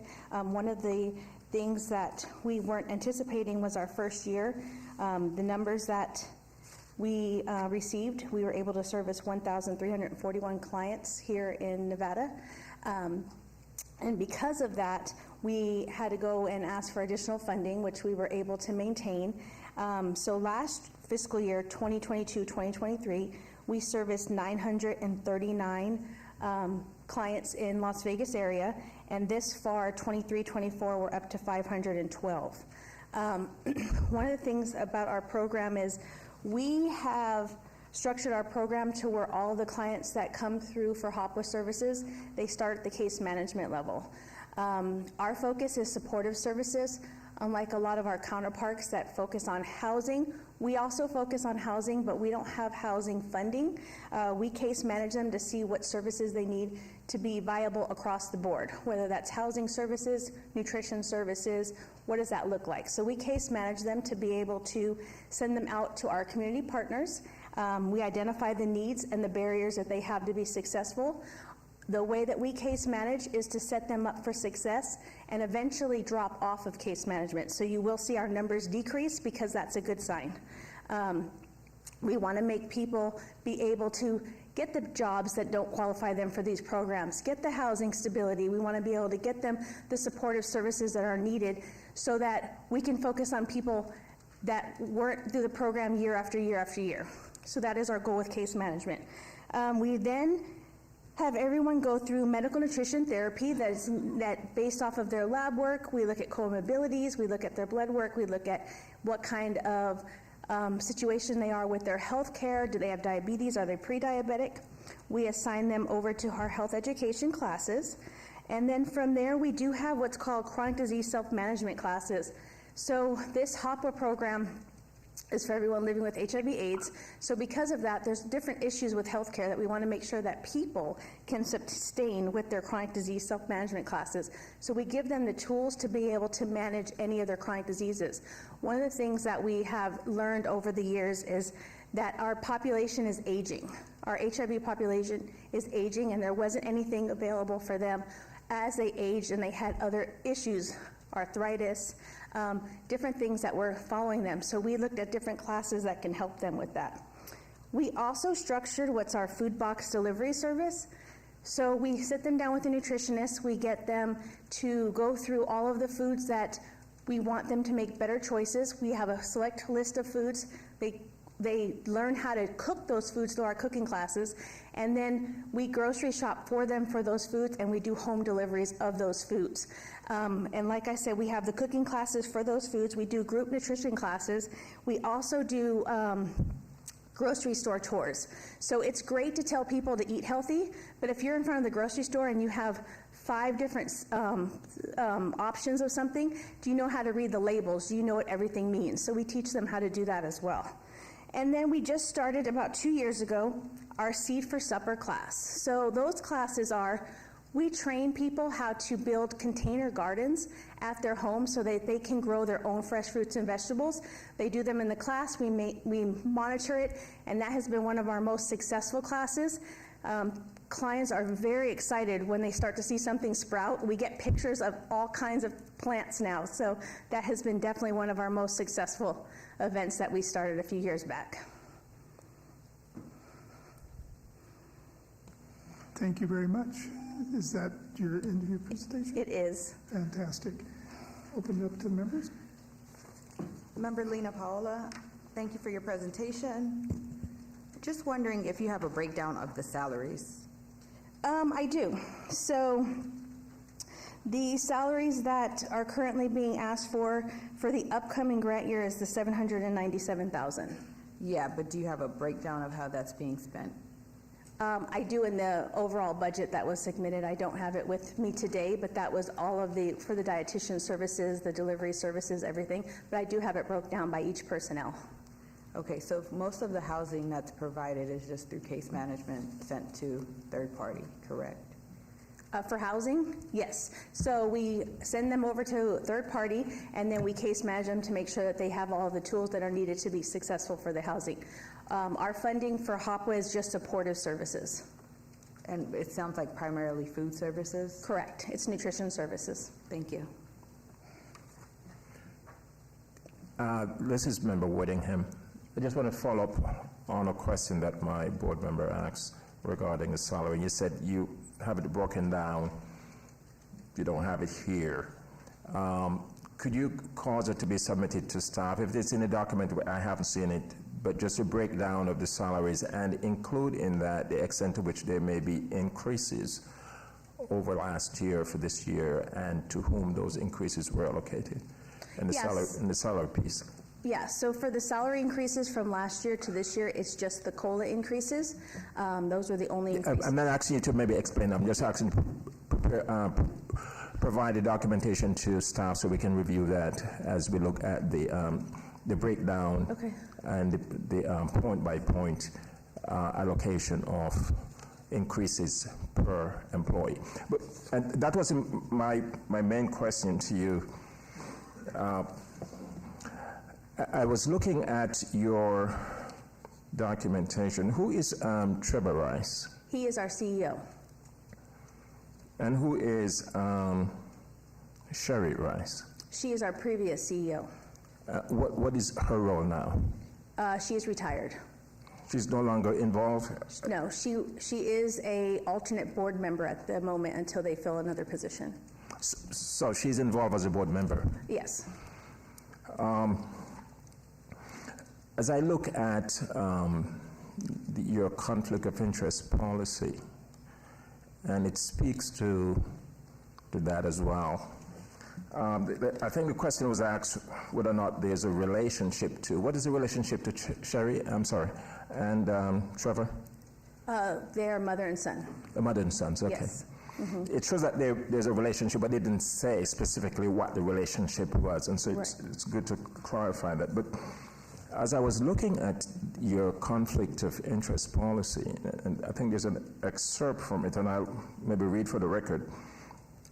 A conflict of interest or perceived conflict of interest may also arise if you have a personal relationship with another employee where either party has direct or indirect influence over the other party's employment, compensation, approval, authority, chain of custody, or work conditions.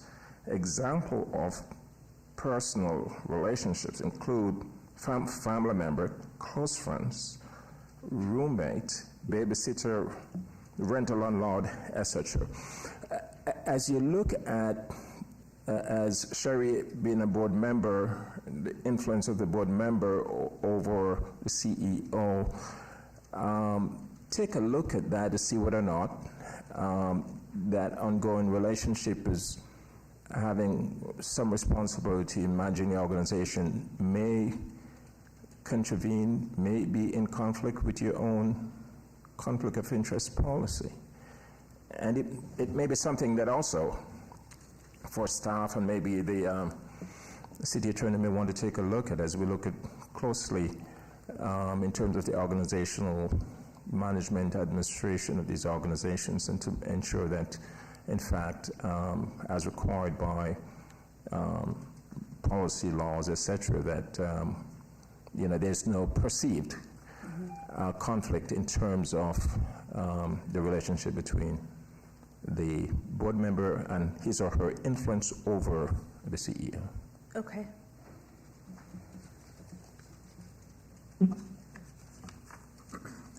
Thank you. Patricia Haddad. I have a question for you. So in working with the third parties that are working with the individuals to get them physical housing space, you're doing case management.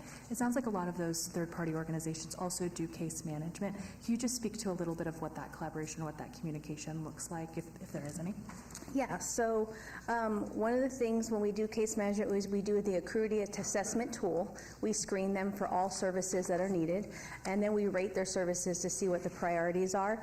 Of course, housing's always the #1 priority, and then based off of that, we use our CareWare system to be able to send referrals over, and then we either they're emergency referrals or they're non-emergency referrals, depending on the client's situation.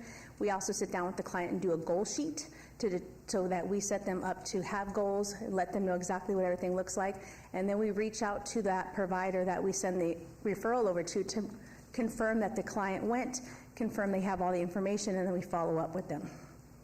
Yeah. Hi, I'm Jamie Jackson, and so you anticipate seeing 585 new clients, unduplicated clients? Correct.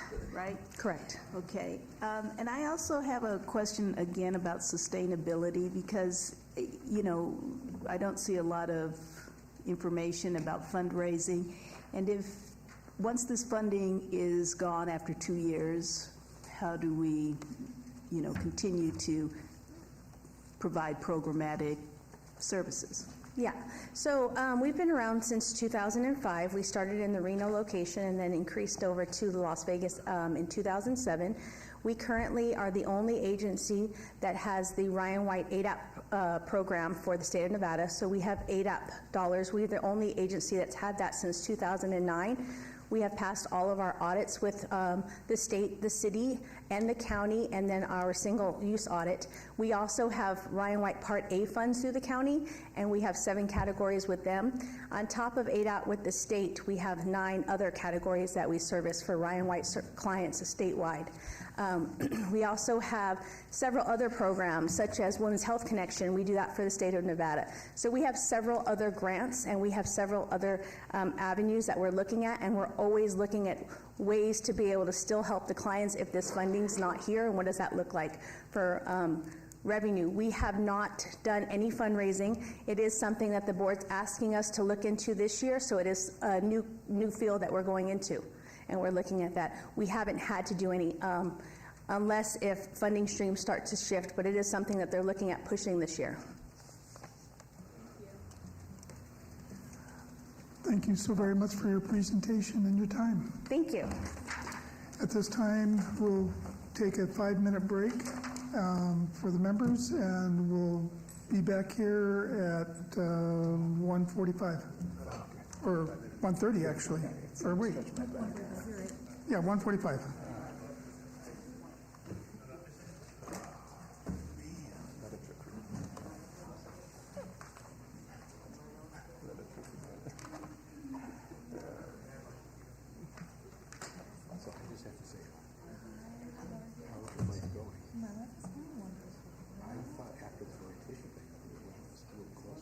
No, my wedding's on this coming Saturday. Yes. Oh, well, this is the perfect. I do. Thursday and Friday. Had this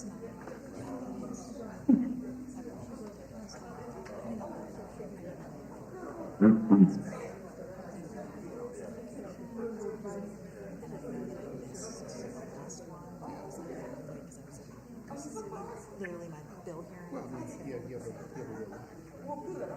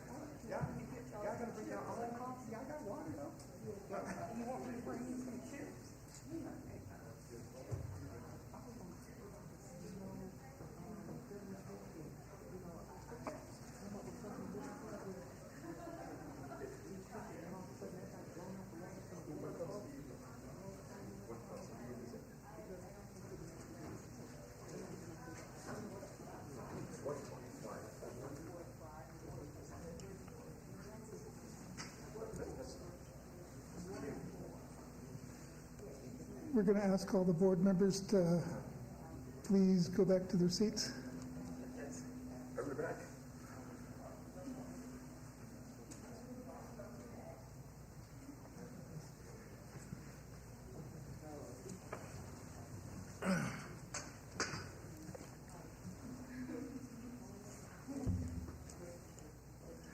Okay, at this time, we're going to go ahead.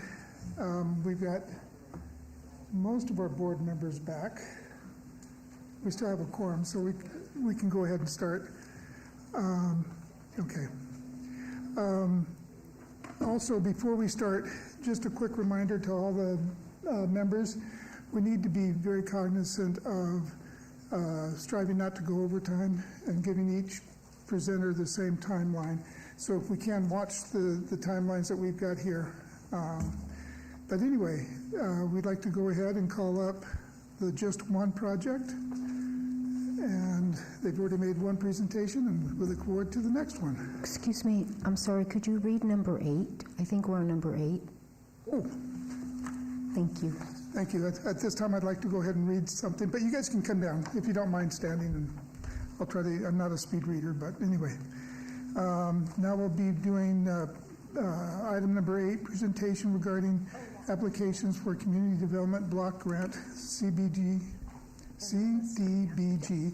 funds for the fiscal years 2024 through 2025 and 2025 to 2026, submitted by the Just One Project, No Cost Community Market, CPLC, Chicanos por Locos, Nevada, Workforce Development Flexible Housing, Access to Healthcare Network, Integrate Victims of Sex Trafficking Program, Iron Sharpening Iron Mentor, Inc., At-Risk Youth Mentors and Talk, El Shande Refuge Homes, CDC, Homeless Youth and Young Adult Job Training Program, YMCA, the Young Men's Christian Associations for Southern Nevada, Durango Hills YMCA, Early Child Education, Desert Springs Community Resource Center, support seniors in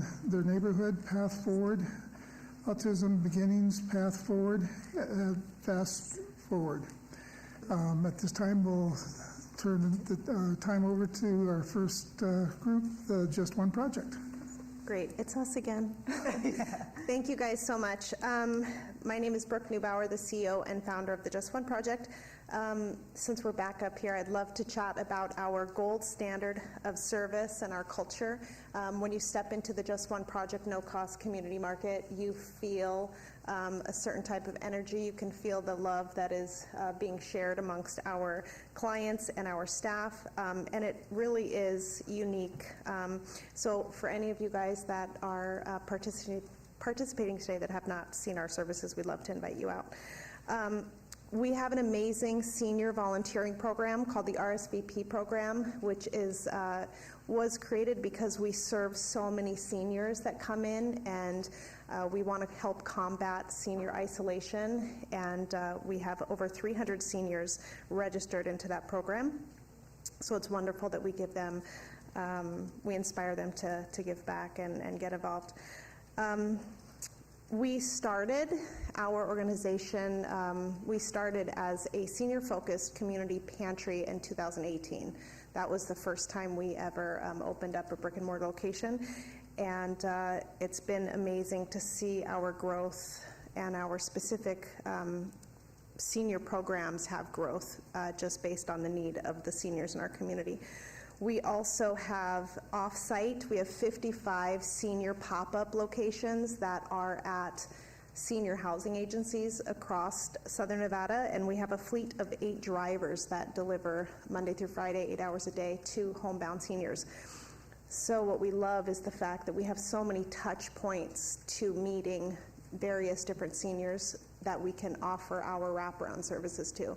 And sometimes it's intricate, and sometimes it's just being able to put eyes on a senior to, watch their mobility issues and such. Hi again. So I'm Tristan Hightower. I'm the Senior Executive Director of Programs of the Just One Project. So Brooke touched upon our senior services more broadly, but I'll talk about this specific request, which is senior case management in our no-cost community markets. So the Just One Project has 3 big departments of services: Community Connect, youth programs, and then our Food for All programs. Food for All encompasses a variety of approaches to alleviating food insecurity in our community, ranging from Meals on Wheels, which Brooke alluded to, our Pop-Up and Gives, but it also has our no-cost community markets. Our no-cost community markets are unique because they're an innovative grocery store style food pantry where individuals are invited to come in and shop for their own groceries just as they would at any other grocery store, but at no cost for to themselves. As part of the service, we also provide nutrition educations. There are healthy recipes that utilize foods on the market that might not be as familiar. We provide essential non-food grocery supplies like menstrual products, pet food, paper towels, things like that. And also, we see that at our organization, food is a welcome mat to help individuals get connected to other services. So we offer case management and supportive services as part of our no-cost community market experience. For case management, we really try to connect with each client and see what are the other unmet needs they have that aren't just food, and what barriers do they have in their lives that they could receive other resources to overcome to stay healthy and happy and self-sufficient, and for some seniors in their own homes. So although our no-cost community markets more broadly seek to address food insecurity for people of all ages, 38% of individuals that receive a Food for All service are seniors. So we know that having this client choice, personalized, very interpersonally oriented service for seniors is very essential. For the past 2 years, we have received City of Las Vegas CDBG funding to support having a senior case manager specific to the no-cost community market to connect with seniors that are living in the City of Las Vegas jurisdiction and connect them to resources. Our current request represents a continuation of these services, but also enables us to increase the staff time dedicated to one full-time case manager, because right now we only have 60% coverage of one individual, as well as other staff to support that case manager and make sure that the no-cost community market experience is really optimized to the needs of the seniors that are identified by that case manager. And through the support of City of Las Vegas CDBG funding, we will be able to continue serving with this program and anticipate serving 250 City of Las Vegas seniors annually. Thank you. Thank you very much. Is there any comments from the committee members? I do. Good afternoon. How are you? Kathy Thomas. Great. Hello. So my question is about determining eligibility for clients, because it is a very welcoming and open atmosphere. How do you ensure that the participants utilizing the market are actually CDBG eligible participants? What's the process for both intake and establishing eligibility? So I mentioned that we have case managers. So when somebody first visits the market, then they meet, so either over the phone, if their first contact with us is over the phone, or when they first come to the market, then we meet with them to determine their eligibility. That is, income, their jurisdiction, everything else. If they're determined to be eligible for CDBG, then they're placed with the CDBG case manager. If they're determined to be ineligible but otherwise are eligible for our no-cost community market program, then they're placed with another case manager.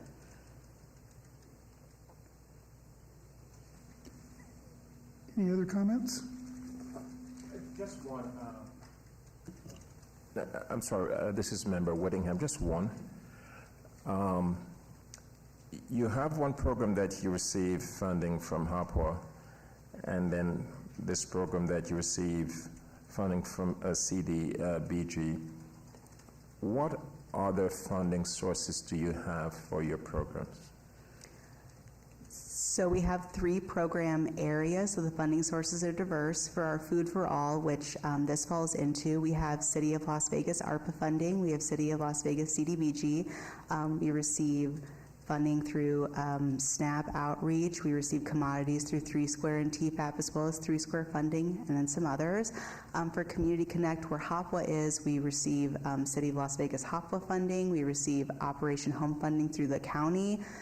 We also are a part of the COC, so we receive funding through the county for that.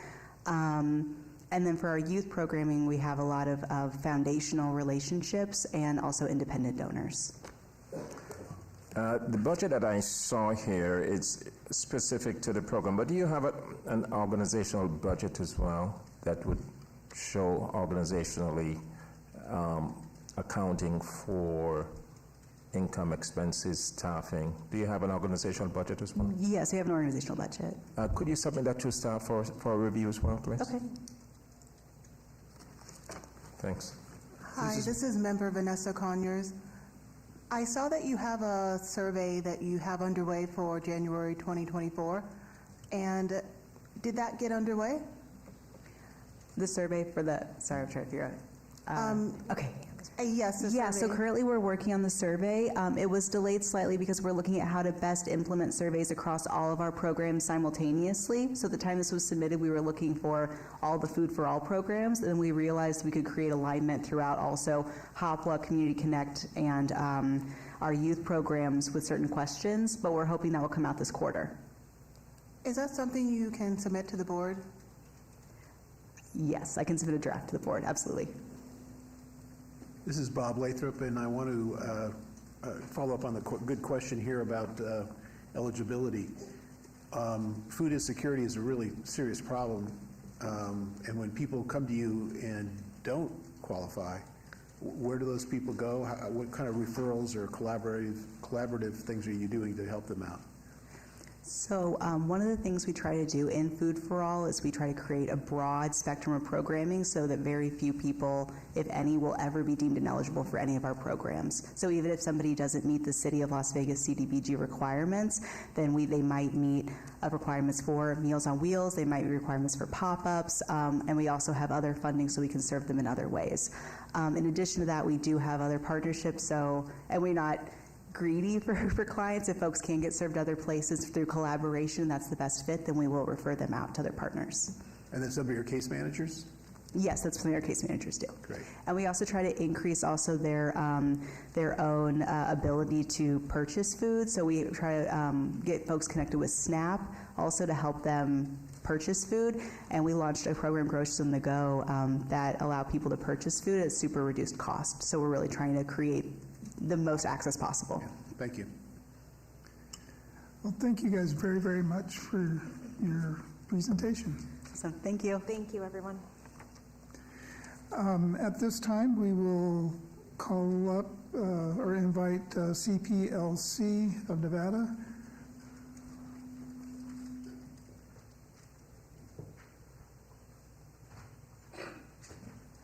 please state your name and... Lewis Hickson, the Program Manager for Supportive Housing Services at CPLC. I just wanted to give a brief overview. Right now, we're currently doing Operation Home. We started with 40 clients on our new contract that just re-upped. We're upping it to 45 clients. I think these services that we're asking for today, or the funds we're asking for today, can enhance those that are seeking permanent supportive housing rather than a rapid rehousing situation. We are working with, we have a workforce development program as well as youth build. A lot of those are coming, a lot of those coming into those programs are facing housing instability. So we like to take case management that can dedicate time to help these people navigate through, not only just through the services within the community, but to find affordable housing. I'd like this time, again, this is Sine Guyton, who will be overseeing this program should we get the funding. Sine. Good afternoon. My name is Sene Wefa Guyton. I am the supervisor for our supportive housing program at CPLC. We are here this afternoon to kind of give you a little overview of what we are and what we've done at CPLC. We've successfully had a program, Phase 39 program, that we had successfully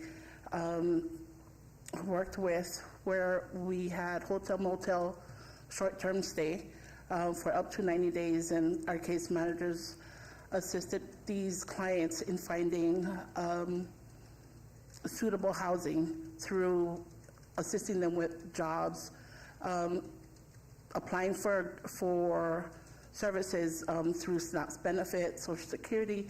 So the case managers and the clients work closely together. We also manage the flexible housing program, which is similar to Phase 39. However, this program, clients were placed in master lease apartments for up to, again, 90 days.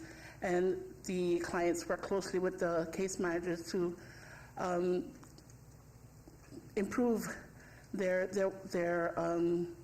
housing instability and of course, get work.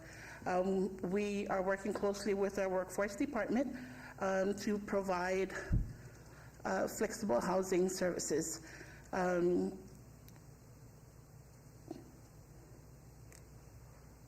Excuse me.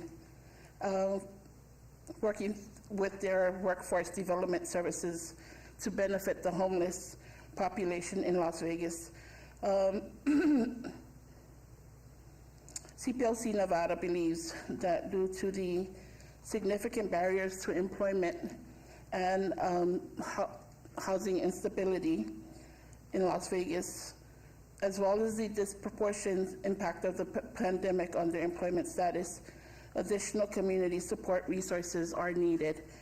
CPLC Nevada aims to be part of the solution by providing temporary supportive housing to individuals seeking stability.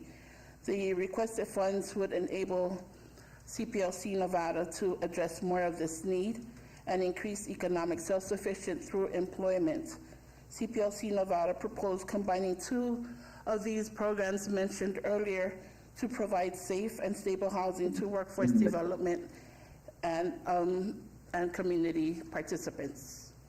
Thank you. Thank you very much. Is there any comments from the committee members? Jamie Jackson.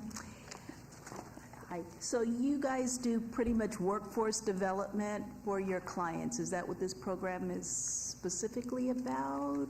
Well, this would allow staff, those that are participating in the workforce development and or the youth build, that are facing housing instability or returning to the job market, to assist it with housing navigation to find affordable housing and or to link them to the community resources so they can find stabilized housing.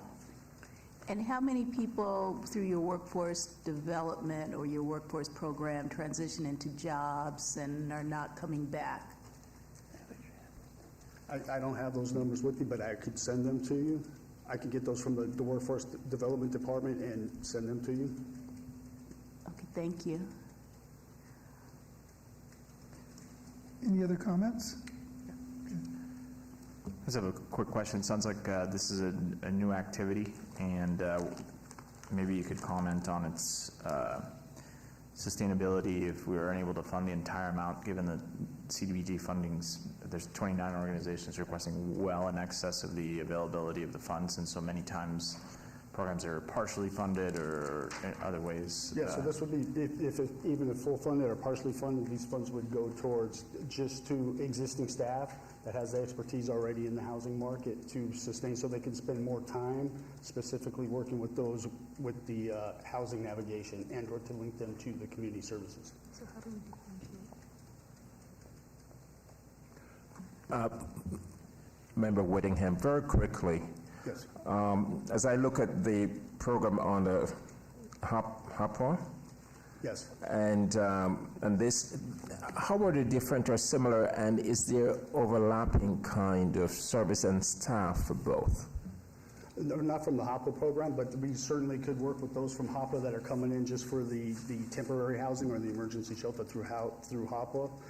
These funds can, enhance that to where we can have the housing navigators work with them as well to find stabilized housing.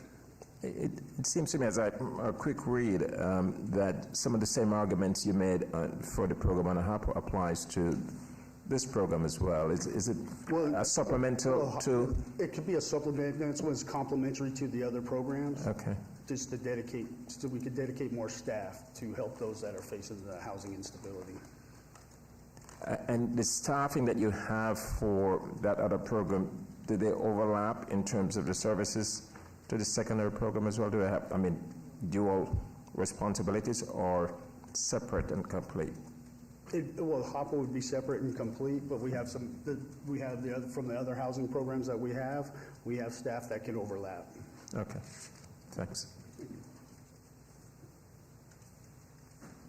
Okay, seeing no other comments, thank you guys so very, very much. Thank you for your time. Have a great day. At this time, we'd like to invite Access to Healthcare Network.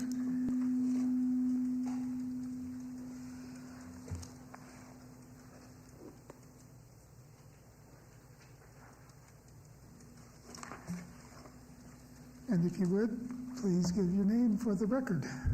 Hello again. Jennifer Vasquez, Statewide Director for Access to Healthcare Network. So the CBG funding is a new funding that we are looking at for the upcoming years. One of the reasons being that we've had several other grants, and we have done surveys across the board, with our other grants, as well as family members that don't qualify, people that come in and request services because they see something on our website. And one of the things that we noticed is that there was a need for Las Vegas residents 62 and older. And one of the things that we've been able to do with HOPWA and other grants that we have is our case management program and our medical nutrition therapy. We have dietitians on staff that meet with the clients. We get asked all the time if certain people can come in, and because they don't meet the criteria of not having HIV/AIDS, we're not able to service them for that services that we currently have. We have to turn them away. So when we came and saw that CDBG had something very similar, but it didn't have the AIDS attached to it, it was one of the services that we wanted to look into, being able to one of the services we were able to look into offering across the board for people 62 and over in the city of Las Vegas. Is that it for your presentation? Yes. Okay, thank you. At this time, I'd like to turn over any comments to the members, or from the members. I have a question. Hi. Hi. Kathy Thomas. So I'm curious if you've explored working with managed care organizations or Medicaid. A lot of the services, particularly some of the ones identified in your budget, are billable services. So what process are you in terms of exploring that? It seems like CDBG is actually not the best fit for those kinds of services, and that those health-related, diet-related, case management, because you're using clinicians to do that work, is actually billable. So what exploration are you doing for that funding source? So that is correct. So we do work with a lot of managed care organizations. We have a lot of them on our board. We also have all of our staff CHW certified, and they're EEF certified, which is Exchange Enrollment Facilitator, so we do Medicaid enrollment on site. But there's a population that does not qualify for Medicaid and Medicare. A lot of it is the undocumented population, so that is the streams that we're looking at. We are also in talks with the MCOs for the billable services. We just started working with Comagine on some other services, and we're in talks with them as well on what that looks like. But you are correct. We do focus all of our grant funding as payer of last resort, so we do screen everyone to see what other payer sources they have before we tap into any of our grant funding. Can I ask a follow-up question? Yeah. So just an estimate ballpark figure, what percentage of this population that you want to focus on is uninsurable? Not uninsured currently, but uninsurable. It's going to be about 80%. 80% of this? Correct.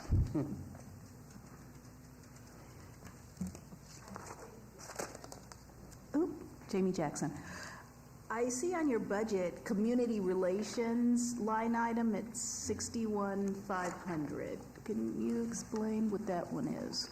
Yeah, so being that the CDBG grant, it would be a new stream that we're going into, we wanted to make sure that we were tapping into all of our community partners, so we wanted to have a liaison out in the community to make sure that if there is other funding streams or there is something available, that we are utilizing everything. We're not having the same people use the same funding. So they would be the person that would connect with all of the community partners that have similar services.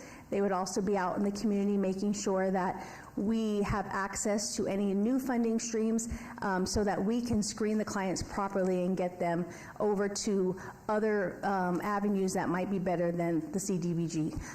Like I said, one of the things that we're real big on, because we do have ADAP in the state and it's in our heads, is payer of last resort, so we do that with all of our grants across the board. Okay, to follow up.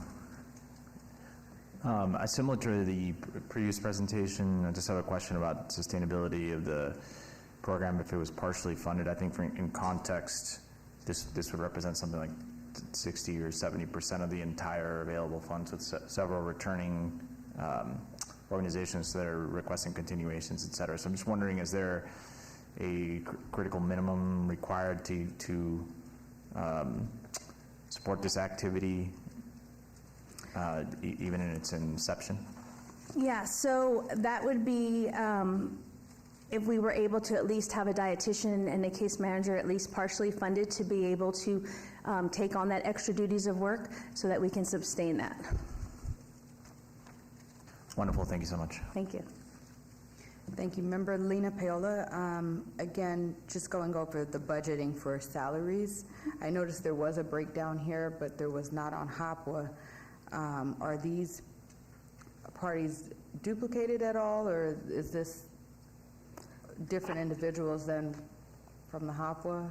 There might be a few that are duplicated just so that we have representation for both, but we don't have staffing that would be at the higher level, any kind of directors or supervisors that are fully allocated. But there could be 50-50. One of the things that we've learned over the years of having several different grants is that a client doesn't want to sit in our office for 3 hours to do 4 different intakes. So sometimes we might look at our case managers and split their FTEs up so that that one case manager can gather everything and then do the behind the scenes work once they're gone, and the client has one point of contact. No, definitely. I like that.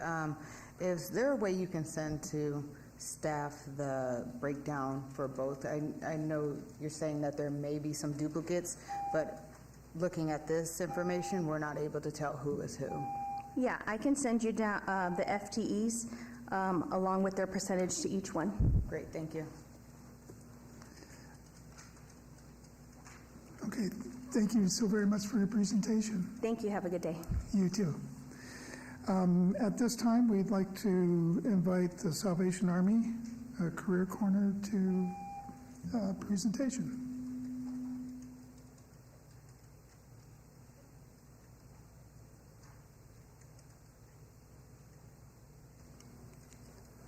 while they're coming up, Dave Marlin wants to remind that I pointed out that I was a counselor there for a few years, but it was over 10 years ago. And do you affirm that you can objectively evaluate and decide on the matter without any undue influence based on this interest? I do. Okay. Okay, please state your names and welcome. Good afternoon, members of the Community Development Recommending Board. Thank you for this opportunity to speak to you this afternoon. I'm Elsie LaVon Lewis, and I'm the Director of Business for the Salvation Army. Joining us this afternoon is Major Harold Laubach. He is the Clark County Director of the Salvation Army. We have Belinda Gordon, who is our lead bookkeeper, and Sharira Thomas, who is our Vocational and Residential Services Coordinator. The Salvation Army is one of the oldest and longest continual providers of social services in Southern Nevada, serving the Las Vegas community since 1948. We have a committed stake in addressing the chronic and emergent needs of the Las Vegas community. As long as there is an unmet need among our neighbors, we will be here. Our funding request to the City of Las Vegas for the CDBG program is $200,000 and will support the utilization of our vocational program by 100 low-income individuals. The CDBG grant will support the Salvation Army's vocational training program to serve the homeless, those that are at risk of homelessness, and low-income adults. The clients served in the vocational training program are low-income, 30% medium income or below, or homeless with little or no income, 50% medium income or below. Many of the participants come from incarceration, homeless shelters, and recovery programs. The program is a structured educational and training initiative with a housing component for the homeless. It is designed to equip individuals with the specific skills and knowledge needed to excel in a particular trade, profession, or industry. Our program provides essential employment skills, job readiness, life skills, financial management training, on-the-job training, occupational training, job search, and job placement to 100 homeless at risk of homelessness and low-income adults. Intensive case management and supportive services such as referrals to mental health treatment, outpatient addiction treatment, and other referral resources are part of the program. We will ensure that participants' basic needs are met, including housing and access to 3 meals a day, so that they can devote full time to their vocational training and job search. Individual service plans are developed with participants to define their needs, the activities they will participate in, and the services needed to enable them to be successful in finding employment. All these services are provided in a safe, secure, and clean environment. Housing counseling and referrals to rapid rehousing assist participants with finding housing to transition from homelessness to being housed. The program is located in the City of Las Vegas at 35 West Owens Avenue and will serve City of Las Vegas residents. The program meets the CDBG requirements that clients be LMI, and most clients have no income. The program will meet the CDBG homeless activities and public services activities, specifically employment. According to Overcoming Employment Barriers to People Experiencing Homelessness, research consistently shows that people experiencing homelessness want to work.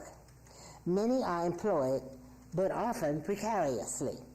The broader homeless population faces a variety of barriers to employment, including the experience of homelessness itself, plus other obstacles, such as lack of experience, physical or mental health barriers, and challenges related to reentry from incarceration or hospitalization.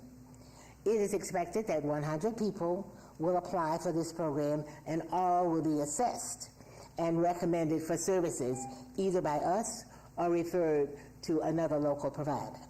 We have demonstrated exceptional results through our previous vocational partnerships with the City of Las Vegas. In 2021, we served 392 people with this program, with 85 being employed and 78 housed. In 2022, we served 244 people, with 93 becoming employed and 48 housed. In 2023, we served 151 people, with 72 employed and 70 housed. So as you can see, we have had some exceptional years. Our program objective for the 2024-2025 year is to serve 100 clients. Thank you. Thank you very much. Any comments from? Member Prado, I had a question about the prior 3 years, because question C9 had the references to 2017, et cetera, but I think it was just literally answered as I was getting ready. Okay, excellent. Any other comments? The evidence-based program, is that what your question was about? You just gave us the numbers for the prior 3 years, so there's, I think, a discrepancy in the application because you had data that predates the numbers you just gave us from like 2017, et cetera. I also had a clarifying question because I'm working off of my memory here, but I feel like last funding cycle there was a very similar request, but then the documents state that this is not a funded program. It was not funded last year. Okay. So I just want to confirm, correct, that there was no funding previously, even though there may have been a presentation.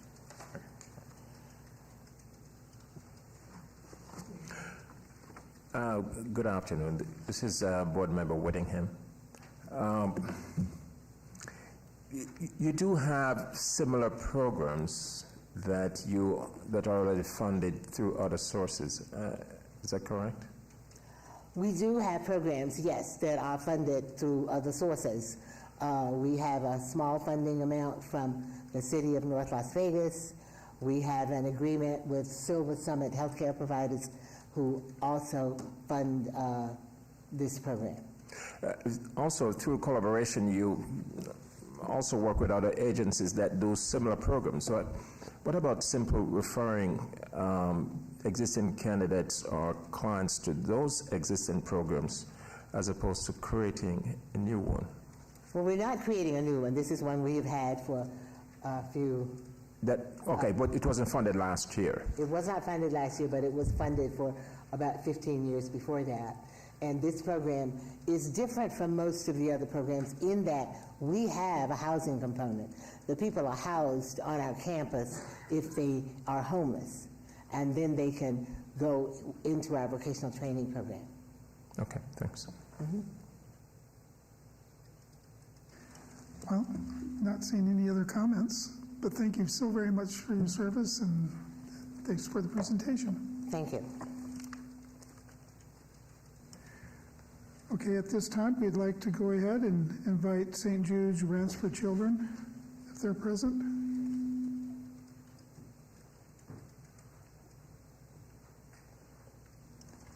And if you would, please state your name. Hello, I have a handout. Can I hand this to somebody? Perfect. Thank you.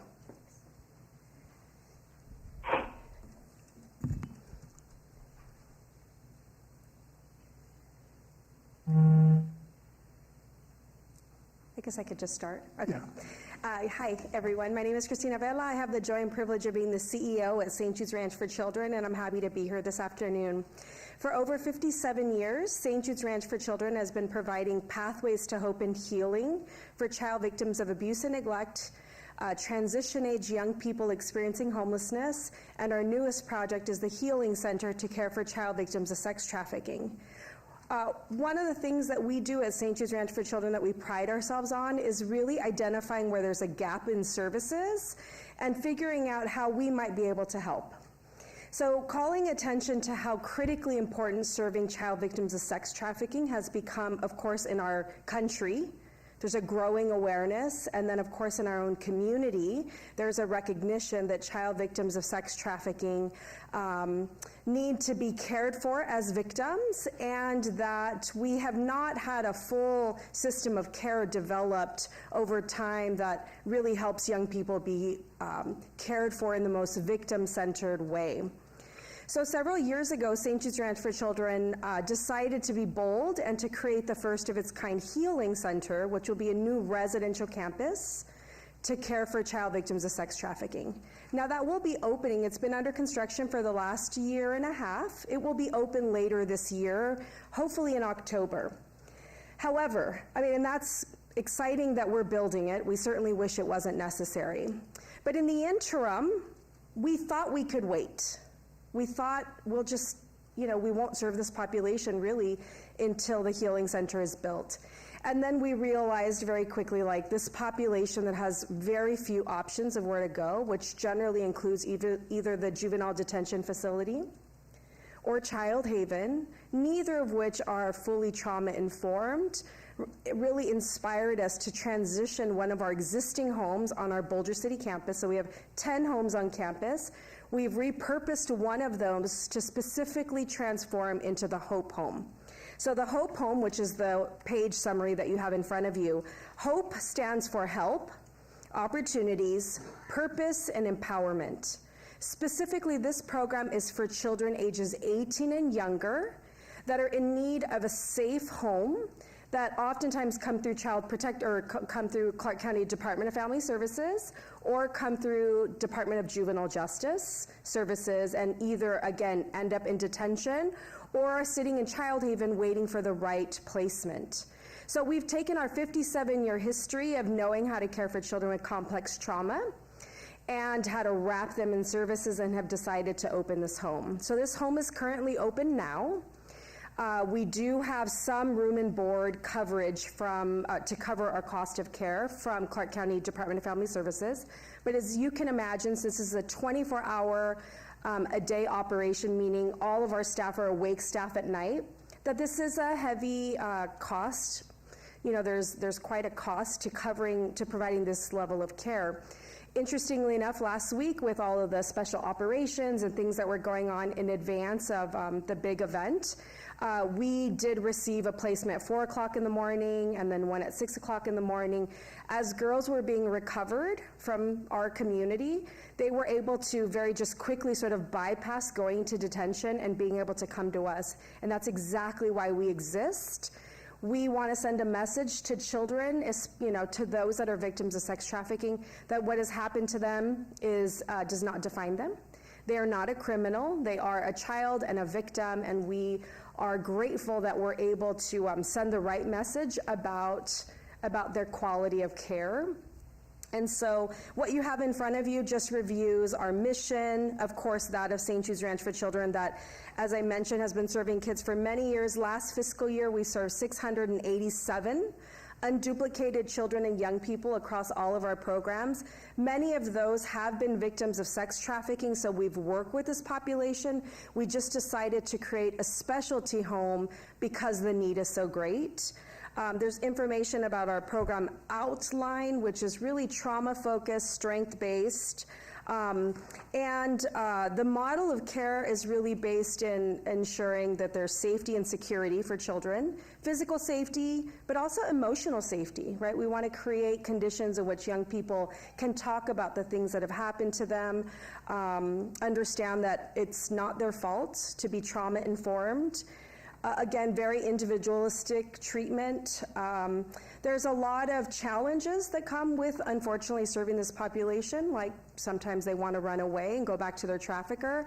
And we're very proud that while this home has been open since October, when girls have run away, we welcome them back. Because we want them to know that although they're working through this pain and trauma, that we're happy to see them and that we're worried about them, and extending that compassion and kindness goes a long way. So thank you so much for considering how you can link arms with us to serve child victims of sex trafficking. If you have any questions, please let me know. Thank you. Member? Hi, Jamie. So what is the outcome measurement? What are we trying, I mean, I understand we're trying to give them care, right, and address their trauma, but ultimately, what are we going to accomplish with these young people? Are they going to be going back to their homes? What will happen with them? Yeah, that's a great question. Like all cases with Department of Family Services, it really depends on the family home. Sometimes there is familial trafficking, so children get trafficked because of their family. So then in that case, there's oftentimes a case and it's not safe for the children to return back to their family's home. But as with all children that we care for, we are looking for a sense of permanency for them. So if there's a family member that we could potentially reunify with them, if there's, like they may have to stay in foster care till they turn 18, there's just a variety of permanency goals that we'll always use when we're working with families and with children. I mean, the first primary goal is to give them a safe residential place to live. Oftentimes, girls have a hard time fleeing their trafficker because they don't have anywhere to go. And so we want to offer that stability. And then we come alongside it with, we've got high education goals for them.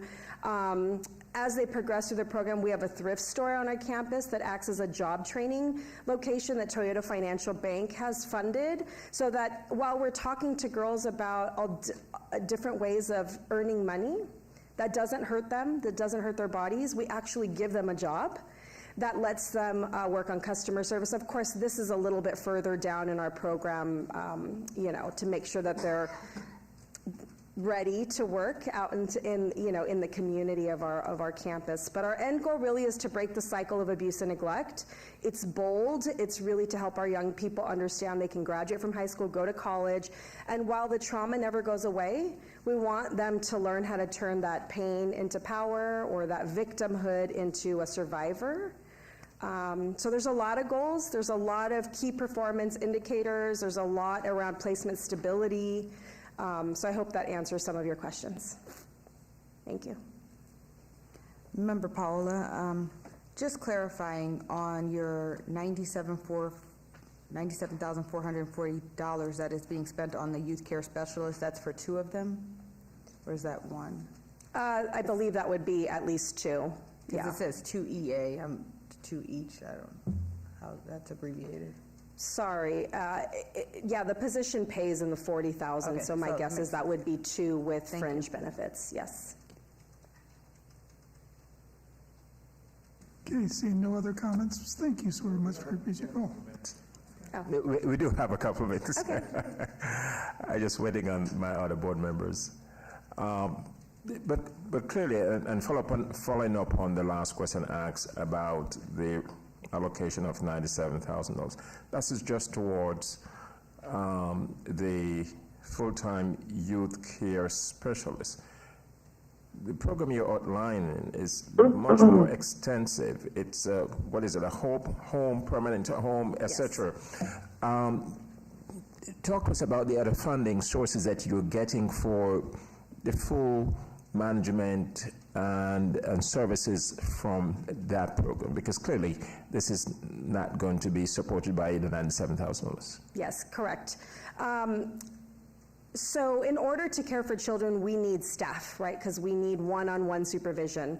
So this particular grant would allow us to hire 2 additional individuals. The more staff we have, the more children we can care for. There's a child to staff ratio, and so that would allow us to care for more. We do have a specialty room and board rate with Clark County Department of Family Services contract. So we receive a daily reimbursable rate when there's children living in the home. The challenge is if a bunch of kids run away, which they have, and there's 2 days where there's no kids in the home, then we don't receive payment for that. But I still have to pay my staff. Yeah? So that the minute they come up back at 2 o'clock in the morning, I have staff available 24 hours a day to serve them. So we have a room and board rate. We're also a Medicaid billable, or we're a Medicaid approved provider. So we'll provide, group therapy, individual therapy, all of those billable services as well. Those are the two main sources, and then of course St. Jude's Ranch for Children as a whole. We have a lot of fundraising, a lot of monthly donor programs, and as this program continues to highlight the good work that we're doing and the outcomes, we really believe we're able to expand our reach to serve even more children. Thanks. Thank you so very much for your time and your presentation. Yeah, thank you so much. Take care. At this time, we'd like to invite up Iron Sharpen Iron Mentor, Inc., if they're present.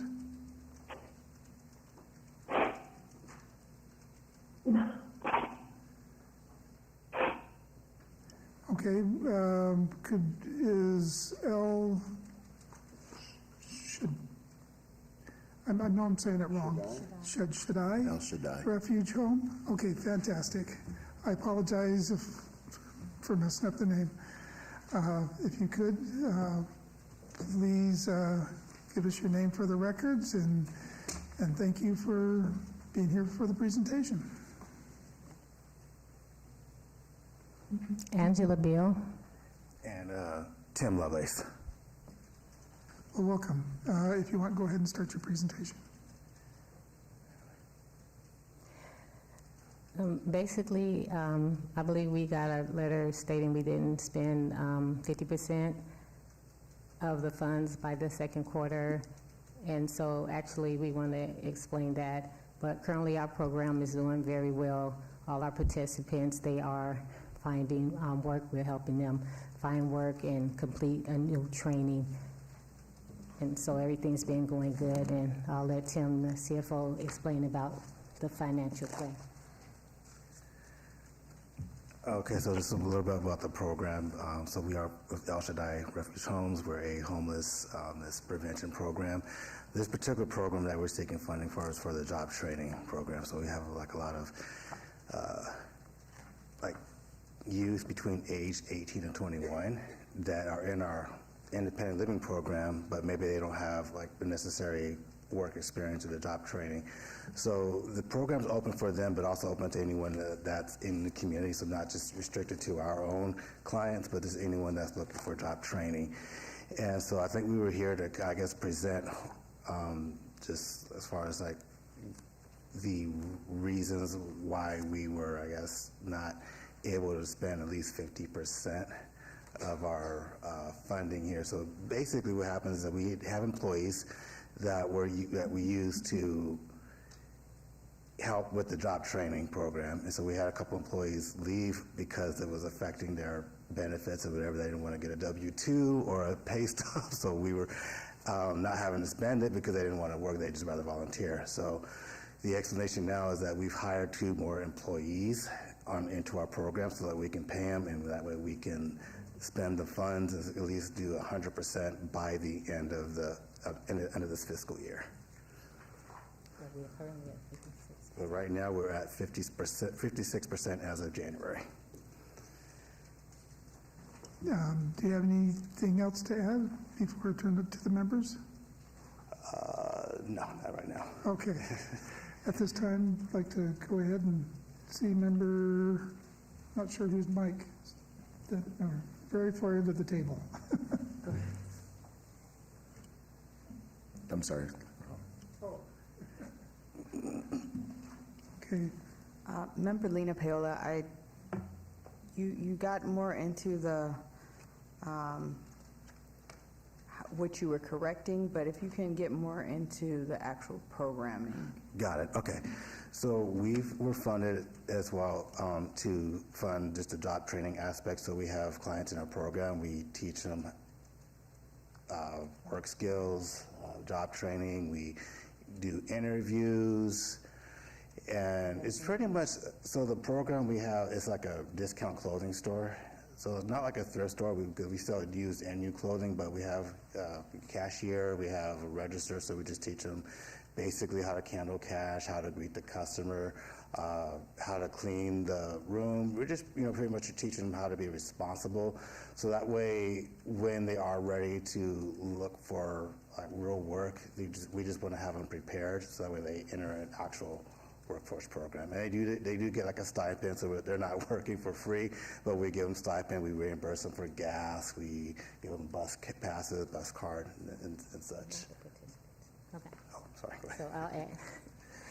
Okay, so our part-time employees are the only ones that get paid, not the actual participants. They don't get stipends, but who we hire, we do. Some of them graduate out of the job training program, and then we've been able to hire some of them part-time as well. The job training program, they're learning how to design and make their own clothing and things like that, teaching them entrepreneur skills. So we're helping them with marketing and to be able to have their own business.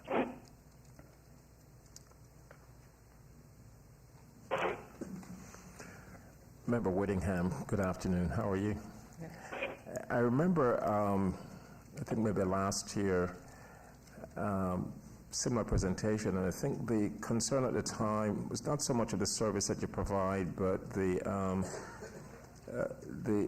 quality of training for your employees and professional enough to maintain that there's a system in place to manage the operation as required by the grants. So it's not so much the service that you provide, which is commendable, but in terms of having internal structure to manage the grant, to satisfy the requirements of the grant. How do you recruit your employees and training provided to your employees?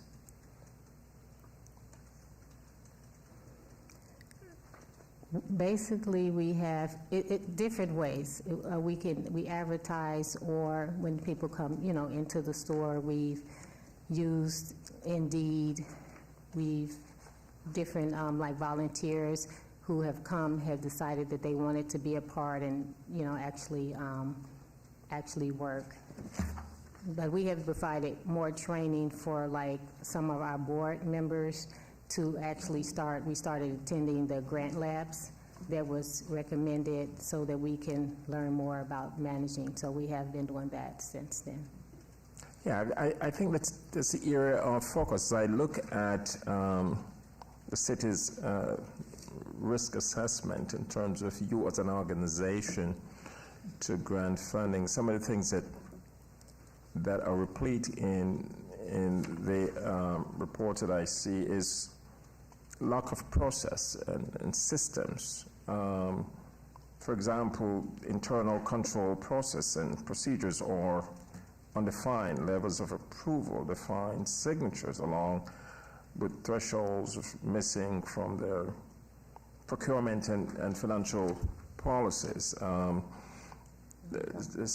Requested information submitted late or those kinds of things. So as you look at your internal operation, maybe that's where the focus should be.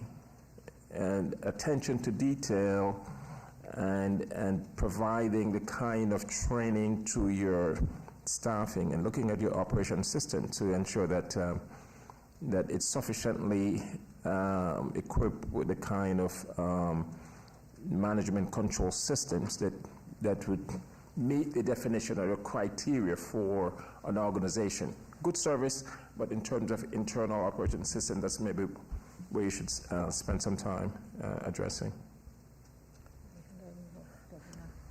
So we're in the process of working on the internal controls. We developed these internal control policies back in, I think, 2019, 2020. To be honest with you, I knew we had to have one in place when we first got our first grant. And so I ended up just looking on, online, trying to find a template just so we could use, because I don't know how to write an entire control policy. I mean, I work at a credit union, for example, so I'm familiar with as far as like what's needed. And I did do my best when I downloaded it. I looked through it thoroughly just to see what is applicable to us and just removing whatever was not applicable enough. But I guess maybe I didn't do enough of that to do it. So we're just going to try to revamp our internal controls procedures this week, just so I can go through and find out, okay, like what, because when I downloaded it, it's not like I just put it in there and just, okay, we're just going to go with it. We had a discussion, okay, these are good control policies anyway. We are a not-for-profit organization, so these are policies that we need to follow. We made some adjustments in the meantime to make it make sense for our organization. So we are in the process of having that done. We've been working on it, and so we're going to just go through one more time just to see where we can just, I guess, fine tune it, tailor it more towards our organization. And the invoices.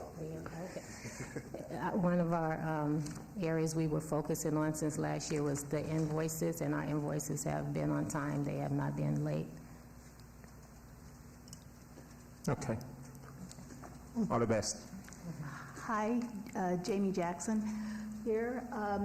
I wanted to know how many of the youth that you that goes through your program transition into work, and also I would like you to, if you would address your sustainability plan. So after the grant goes away, how are you going to sustain the program? So I will go from the past year, our numbers was 40, we had 50 participants that's supposed to have went through. So we had between 30 and 40, but pretty much, I would say more on 40. I believe that's the number that we've had because we've helped every single person get a job. They've all got work pretty much. Sustainability. Don't talk about that. Sustainability, we're just, we have sources, we go through other agencies, we have funding from other resources. We also rely on the sales from the proceeds from the store. So, and how we do it is that when the customers come into the store, we do tell them it's not for profit. So sometimes if they ask for a donation, even though they're buying it, it's still considered a donation. So we use it as like a fundraising activity. So that's part of it. And then we also have other fundraising activities that we do to do that in-kind donations as well as what we receive. Well, thank you very much for your presentation, and thank you again. All right, thank you. Thank you. The iron sharpening, are they present? They're not. Okay, we're going to go ahead, and is the YMCA present? Okay. At this time, we'll go ahead and call down the YMCA of Southern Nevada for the Durango Hills YMCA Early Childhood Education. And please state your name. Thank you. Thank you. I do have some handouts if I'm able to pass them out to you first. Is that okay? Sure. Okay. Thank you so much.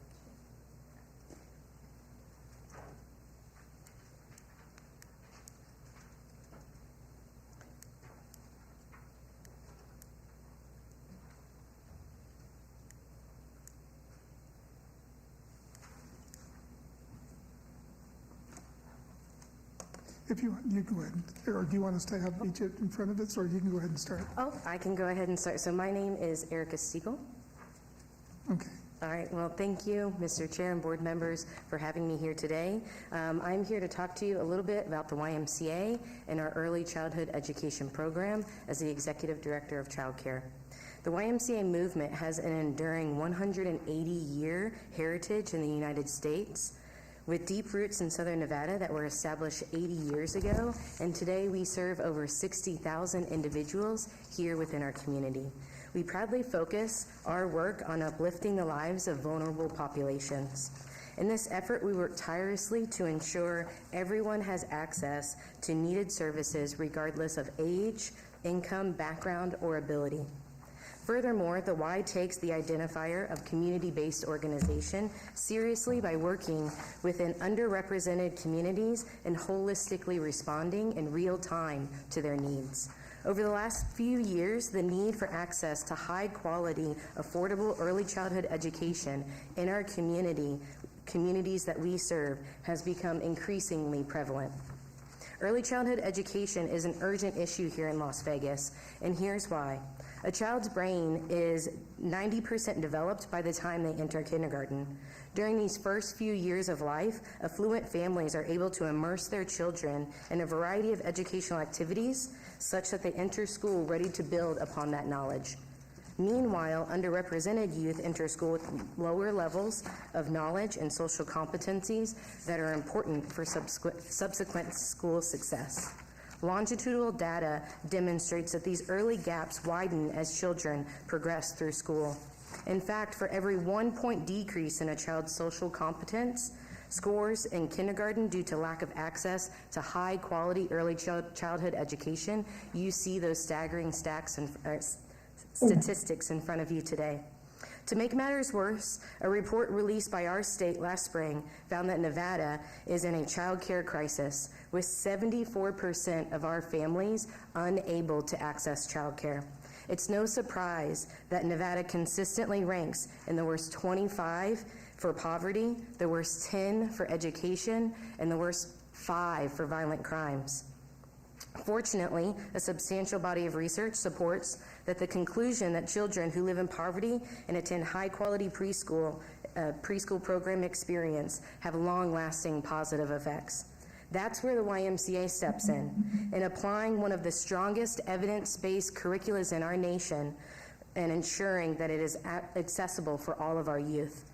Among a plethora of additional benefits, a 35-year longitudinal study found that participants of our curriculum have higher IQ and test scores in school. They're more motivated and engaged in school learning.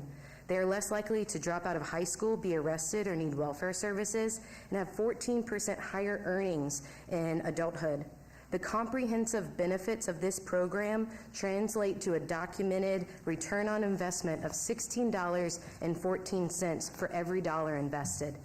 In the context of this grant, $104,000, this equates to over $1.6 million back into our Las Vegas community. Few other projects provide such a tremendous and documented return on investment. We have been implementing this program for over a decade. Thanks to CDBG, we've added 10 full-day spots at our Durango Hills YMCA 4 years ago to help alleviate this growing wait list within our community. However, given the high demand, particularly in this neighborhood that we're serving, our wait lists of hundreds of kiddos come just days after opening. To help alleviate this, the YMCA fundraises additional funds to support as many children as we can. We are proud to have exceeded our grant goal by 95%, serving almost double the number of children that we said we would. However, with inflation, the rising costs of labor, our growth plans across the valley, we are humbly ask CDBG to increase that funding so we can maintain this momentum. The funding would support teacher wages, program supplies, and scholarships to ensure the program is accessible for all members of our community. The Y will continue to fundraise additional funds to support overhead costs, as many additional youth will be served beyond this new grant goal. Thank you so much for your time and consideration today. I am eagerly awaiting any questions you might have about our amazing program. Thank you for your presentation. At this time, turn over for any comments from the board.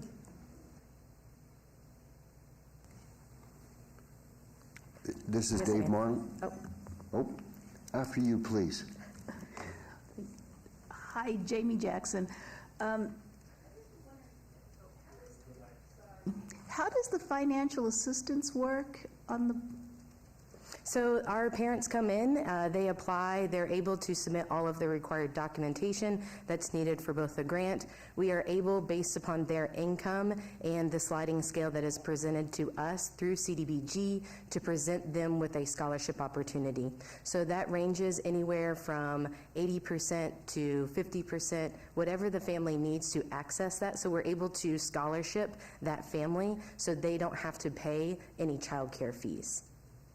So the average cost for childcare is in the state of Nevada is about $14,000. We have our fees listed at less than $7,000, but whenever they enter through and they are approved through CDBG, those parent copays are now washed away, and that is what is billed to the grant. Dave Marlin, I'm back. Thank you for presenting to us today.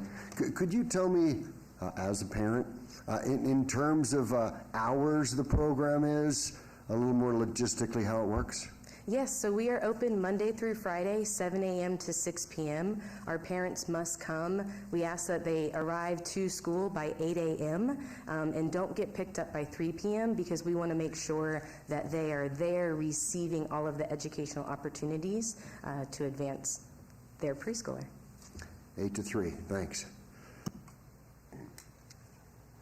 Could you just give us a sense of what percentage of the overall participants are low-income households? Meaning, I think there's like 200, or it said something like 200 students spread across multiple programs, et cetera, but this supports 10 seats at this one particular YMCA? Correct, yes, sir. So we have over 200 seats. 75% of our families are considered low income. And in the event that that's the case and they're not one of these 10 children, is there a different subsidy situation, or how does that work? Correct. We work tirelessly to fundraise within our community to try and lower those costs for our children. We also work with other community organizations because we know together we got to come together to serve our children. So we also work with other organizations such as United Way to provide subsidy for our families. And then specific to this program, so the 10 seats are all at this one YMCA? Yes, sir. And then does this particular grant then fund like a classroom? How does the ratio work with the staff? Yes, sir. Yeah. That it funds that classroom and the teachers that are educating the children within that classroom.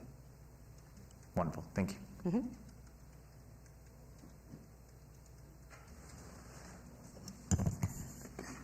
Not a question, a comment. This is Kathy Thomas. Thank you for coming in and talking about the impact. Thank you for talking about return on investment. Just for the record, all of our community partners need to share that because the community cares very much, and these are taxpayer dollars. And so if we invest them in a service, we ought to be able to tell our neighbors and citizens and concerned stakeholders that this is the impact that we're having. So thank you for being well prepared for this presentation today. Thank you. Thank you for your time. Hi, Member Marlon Rice, how are you? Those are some incredible numbers. Sitting here listening to the numbers for your educational. What is the process for your staff on, collectively coming together to support these numbers? I apologize. Can you repeat that question? Okay, I was very impressed on the numbers for the educational process for the youth that are coming through there. What is the process of training your staff to prepare them and to support these numbers? Great question. Thank you so much for asking about the staff. Our staff come in, all of our lead teachers either have a BA in early childhood education, or through the partnerships that we have with the YMCA, we're able to enroll them in a program called Teach and offer them a full scholarship to pursue their early childhood education degree. So that is a requirement to be a lead teacher within our classrooms. Also, our assistant teachers have an associate's or a CDA, a child development associate within early childhood education. They also receive a personal coach through our accredited center, which is QRIS, working with the Children's Cabinet here locally within our community. That external coach comes in and works privately with all of our teachers. And then myself, I also continue to work with their education. Our teachers work through professional development days just as our teachers within Clark County School District does. So we close for professional development days as well to continue to pursue their education and their experience, making sure that we know if we invest in our teachers, we're investing in our children. Very impressive. Thank you for your presentation. and we appreciate your time. All right, thank you guys so much. Have a wonderful afternoon.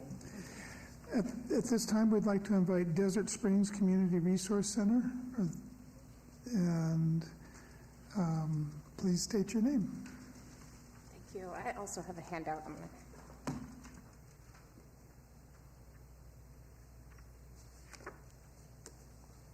think I have one for everyone. Let me know if I need more. Hi, good afternoon. Hello. My name is Ray Lathrop, and I serve as the Executive Director of the Desert Spring Community Resource Center. We're a new organization to this board and to the city, and so I'd like to provide some background. We were started in 2021.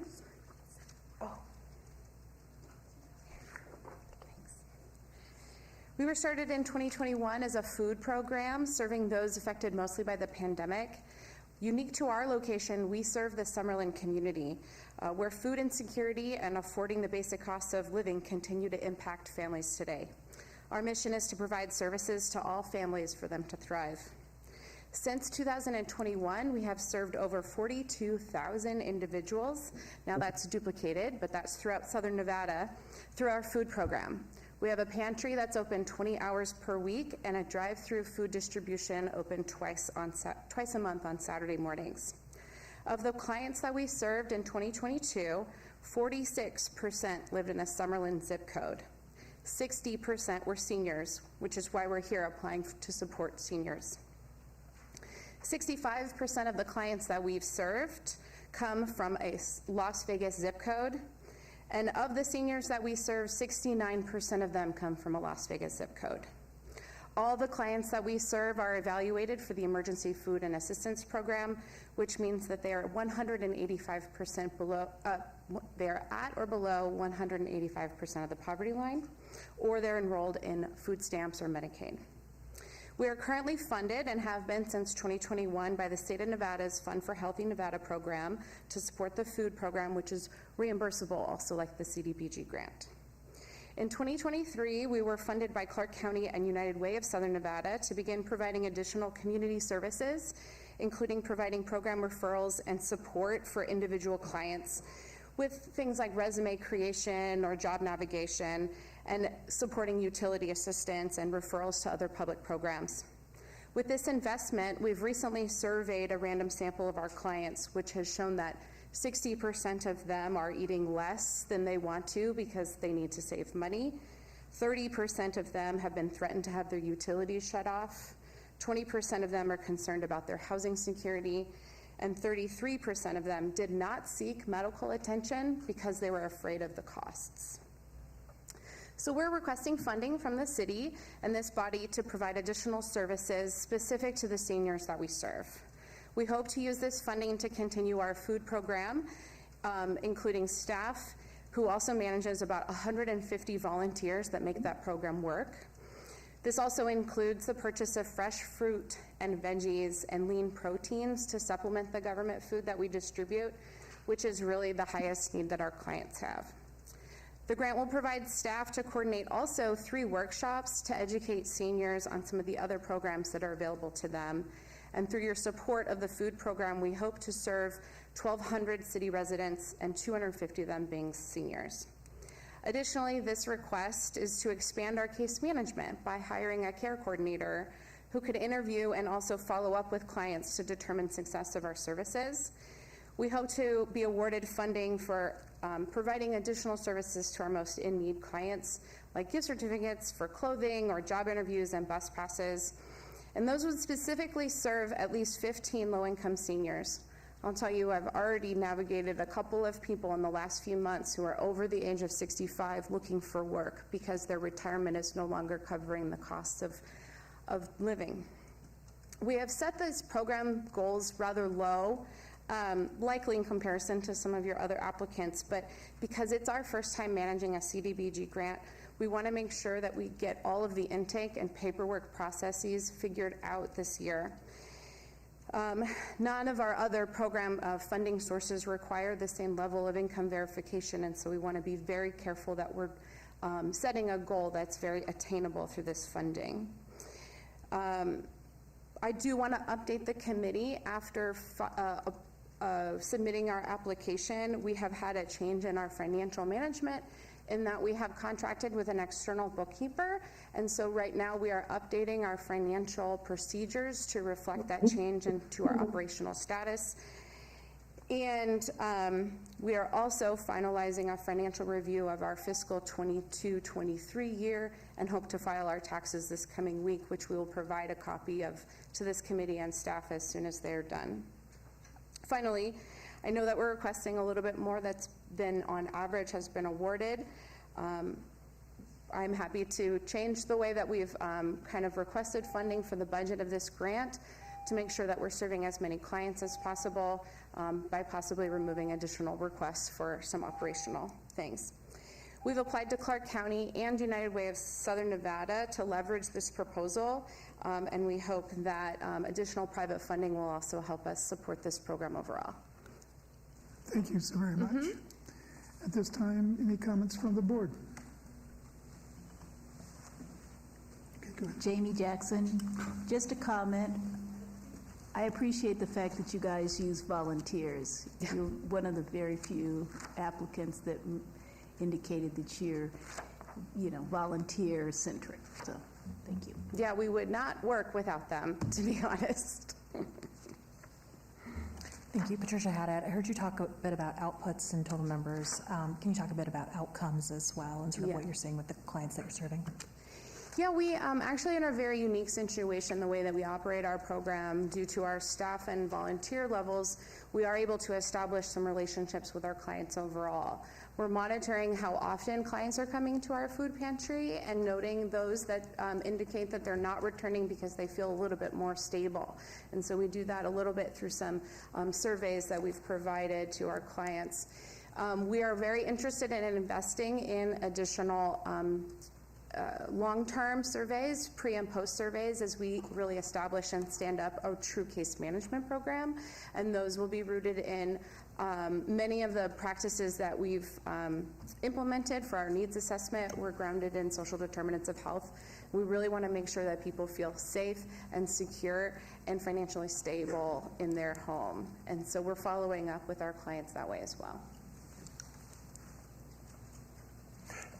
This is Member Whittingham. Just one question, and it's relating to your statistical data. You did a survey. What was the population number, the survey, and what was the rate of return from the? Actually, all of that survey data that we did was an in-person interview. And I'm sorry, it wasn't? An in-person interview. It accounted for about 10% of the clients that we saw in a given week. How many interviews? 65. Okay. 65 individuals, which then accounts for about 300 individuals that we serve, since we're only interviewing the head of household. Yeah. Okay, thanks. Hi, this is Dave Marlin, and thank you for taking time to present to us today. I used to live deep in Summerlin. Yeah. And I have your map here that you handed. And I'm startled. Yeah. Could you expand on that a little bit? Yeah. So the map in front of you is actually zip code data that's been downloaded from the assistance records from in 22 and 23. That heat map is done by the case count per zip code. And we are largely serving 89144 where we are located. And then throughout the Summerlin area, which of course is also Clark County unincorporated. What we find from the families that we serve as we get to know them and they visit us is that we find a lot of people that are struggling to pay all of the utilities within their large homes. But you'll also note the statistic on the top of that where 30 or more % of our households include 3 generations. We are seeing a lot of families living together, especially over the pandemic. People have moved their grandparents or their children and grandchildren in order to be able to afford living here in the community. And so with the larger homes that you find in the Summerlin area, we're finding a lot of need because people are already trying to save money. We also have a number of clients that are renting a room in homes in Summerlin. And so that's a household, right? Because they're not responsible for the rest of the things, but they want to stay in Summerlin because maybe, for example, one client shared that her child was staying with her in a house, because she wanted her child to remain in the school that he was already enrolled in. And so we see a lot of need in the Summerlin area and people not really interested in trying to uproot their entire social and community network by moving into maybe a little low-cost housing. And so we see people really trying to put the pieces together to make it work, and our food pantry is one of those solutions for them. Thank you. Hi, Member Prado. I'm just curious. I did read that there was you were engaging a bookkeeping firm. Yeah. And then there was some financial documents attached, but not an audit. Is your organization required to have an audit? Have you engaged an auditor? We have received significantly, pretty low amounts of money. Our current operating budget is this year will be $150,000. So we have not done an audit. What we are doing with the CPA firm currently is a CPA financial review. Because we haven't received the amount of money threshold to require an audit, no. Yeah.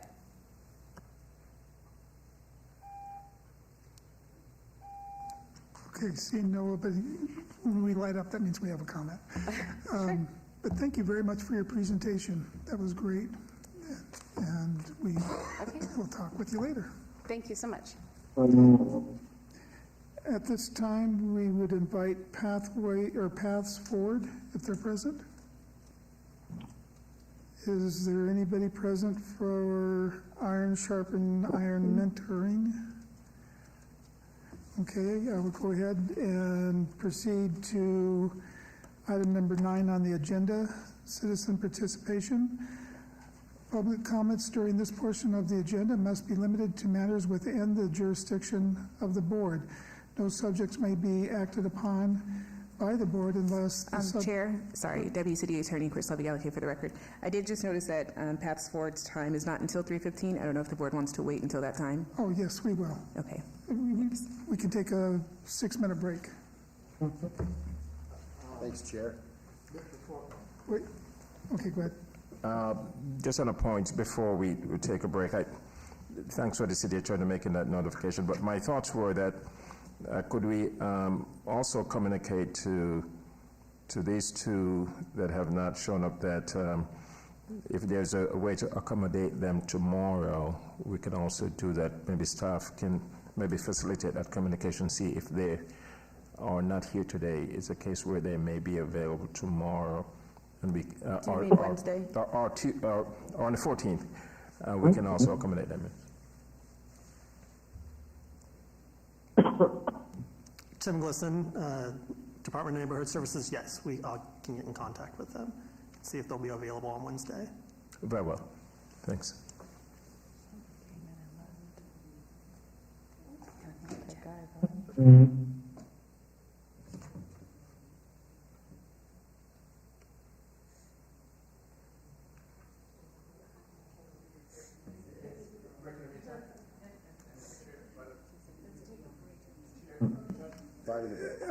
5-minute break, everybody.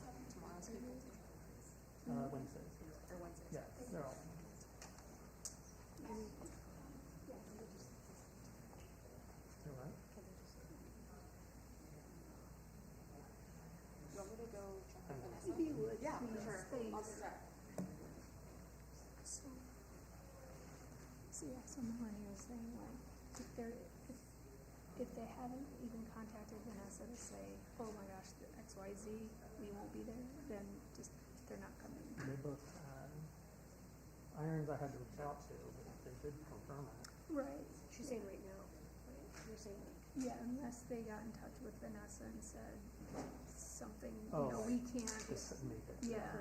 Is there anything we can do then? Otherwise, they forfeited their time. Interesting.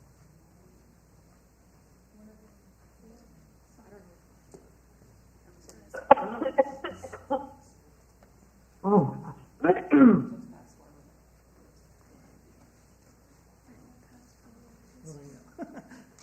So then iron sharpens iron is,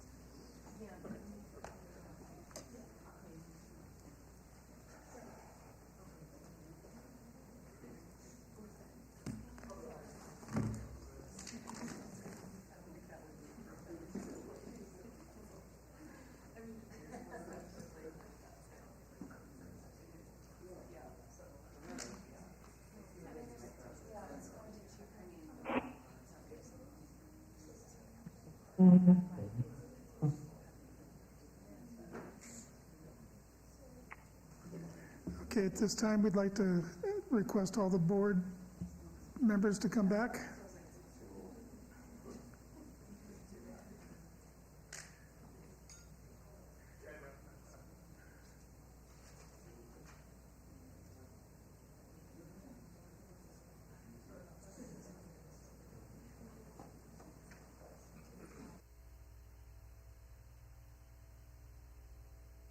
We'd like to go ahead and get the board members back, please.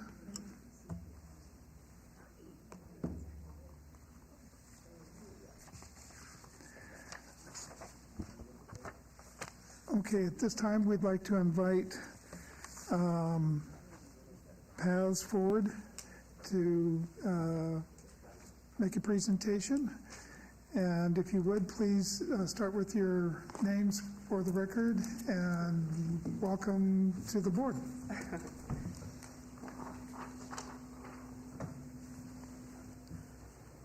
You want to go first? Hi, my name is Jamila Riley. I am a clinician and Director of Operations for Paths Forward. Hi, my name is Alicia Washington, and I'm the Executive Director and the Director of Clinical Services. Hi, my name is LaToya Horton. I am with Aspects ABA, here to support Awesome Beginnings. How you doing? I'm Edwin Perez. All right, so just a little history about Paths Forward. We were established in 2021. Our agency is a nonprofit organization that provides mental health and social supports to children and families in the Valley. Kind of brought us to a point where, through our experience, we noticed that there was a gap and there was a need for a linkage between service provisions for mental health as well as behavioral health, which led us, me and Alicia, founders, to kind of look out for behavioral health analysts who kind of spoke to the needs of children that we came into contact with, through whether it was through our experience in psych hospitals or our experience through our mental health agency, which led us to LaToya Horton through Aspects for Behavior.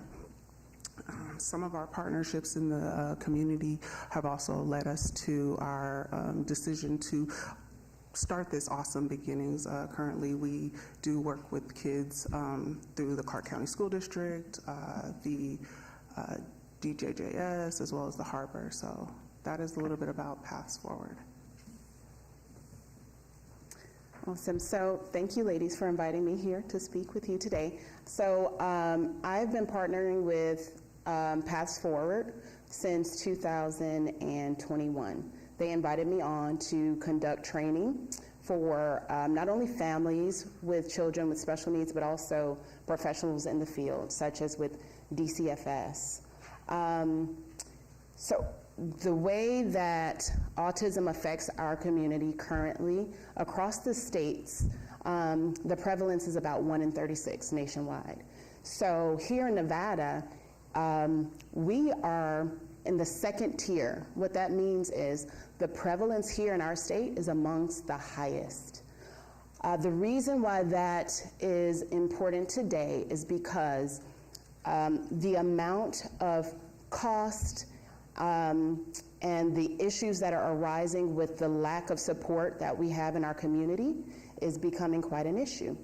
So, for example, many of our kids go undiagnosed through ages 7, sometimes 8, on up into teenagehood. Well, we know that early intervention is super, super important, right? So what that means for us is if a child goes on a wait list just to be diagnosed, they've already been pinpointed through early intervention services, and they don't get a diagnosis. By the time that they're 3, we've missed a whole window. If they go about 9 months, that could mean the difference between a child that's verbal and a child that's nonverbal.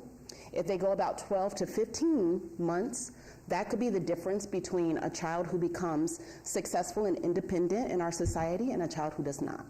If they go beyond that 18 months and beyond, which are the numbers that we've seen here in our state, all the way up to 2.5 years on a wait list, that can mean the difference between a child who is in Pampers now and Pampers throughout the rest of their life, okay?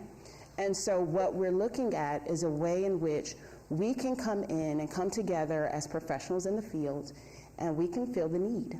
The need here is not in regard to skillful professionals. We have that here. We're lucky. We're one of the lucky states.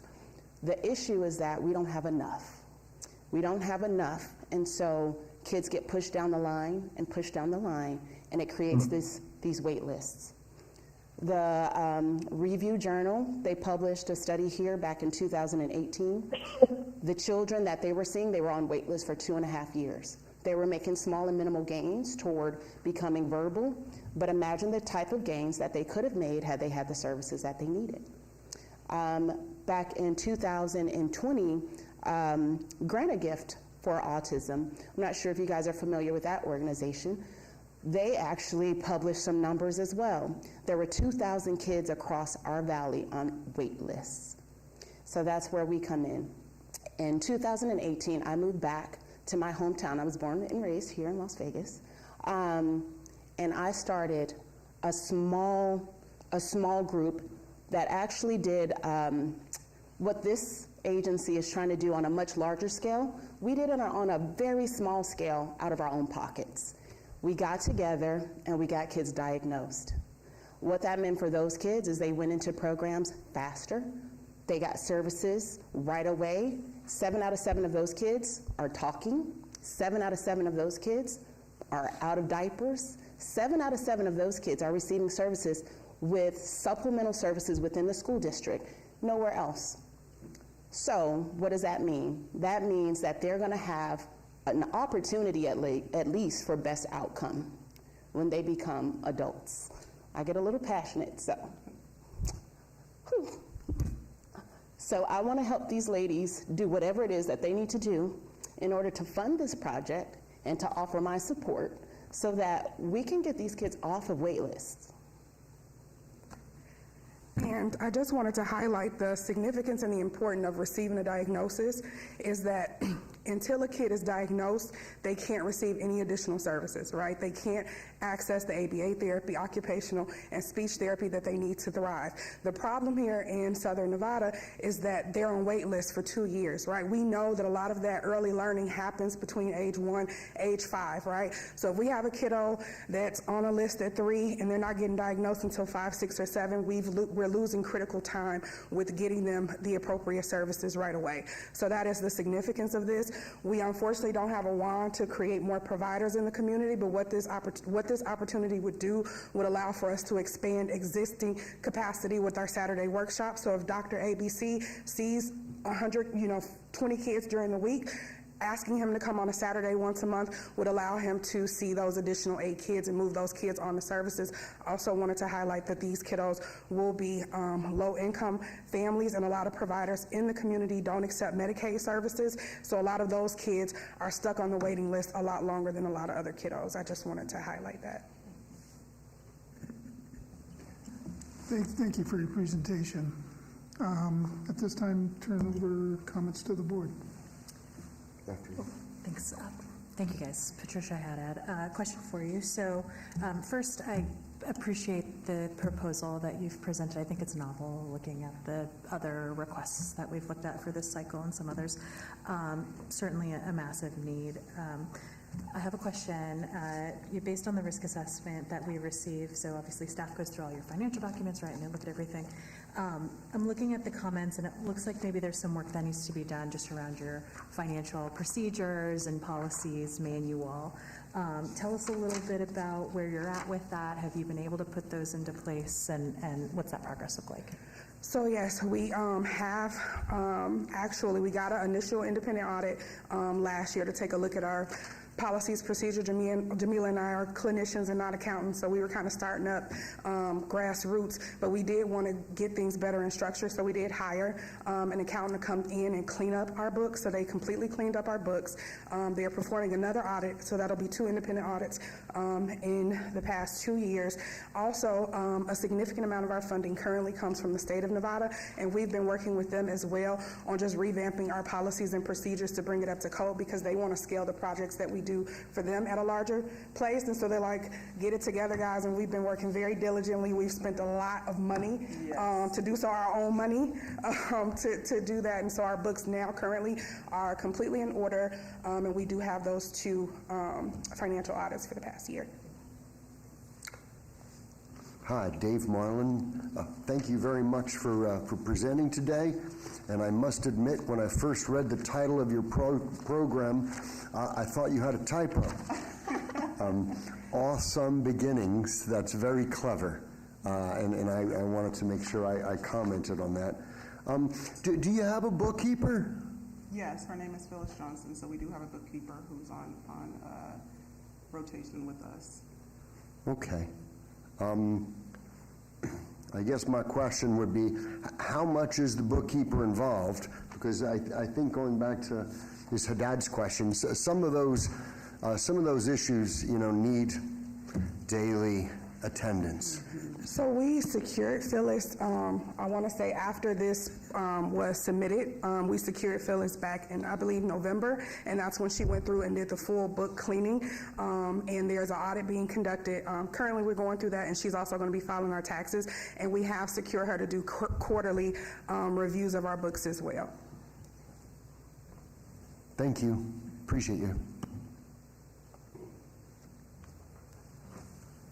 I just have a question around the financial sustainability and ultimate plan here. And so in your plan, it states that this is a springboard initiative.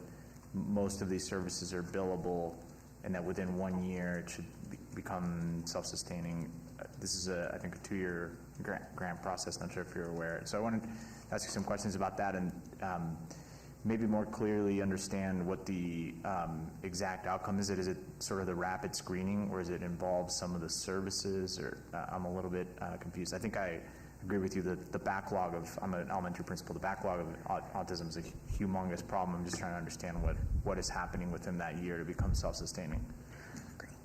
I can speak to the screening portion. So my company currently does this. So the screening portion of this, it typically takes about 6 to 15 hours, and it's over the course of several appointments, sometimes with several different clinicians, maybe a child or pediatric neurologist, and then someone like myself, a BCBA. And so what they would essentially accomplish through these workshops is to get it all done in 1 day. So a person doesn't have to go see this person, then make an appointment, wait, go see that person. We would all be there as a multidisciplinary team getting those done within that 1 day. And so I did want to speak to your other question as far as the billing and the self-sustainability. As she mentioned, there would be several clinicians there that would do it in the same day. What the problem with billing is you can't bill for her service and then a child neurologist service the same day, right? So that's what creates and adds to the barrier is, you schedule one appointment, and then even if you go the very next day, you may not be able to get into a kiddo neurologist for another month. So what this does with having it grant funded is alleviates that barrier of not being able to bill those services on the same day. So I don't know that in a year we can necessarily change that process, but maybe we can see how the program operates and possibly do it throughout a week so that there's not issues with the billing portion, if that makes sense. Yeah, and so I have kind of a logistical question about that. So the grant itself is covering those Saturdays for the providers to come and do this much more efficient process, but then like you're saying, that potentially there's some barriers to the billable services kind of start after that, right? Yes. And so essentially on that day, kids would leave with a diagnosis and an overall treatment plan, and then they would receive effective case management after that to say, okay, now that we have a diagnosis, ABA is accessible, speech therapy, occupational therapy, and our case manager would then work with the family to get them in and scheduled for those appointments and sessions and treatments. And to piggyback on that, for those kids who do have funding in terms of insurance, that can be billed after the fact. We don't want that to be a barrier for them to begin the process.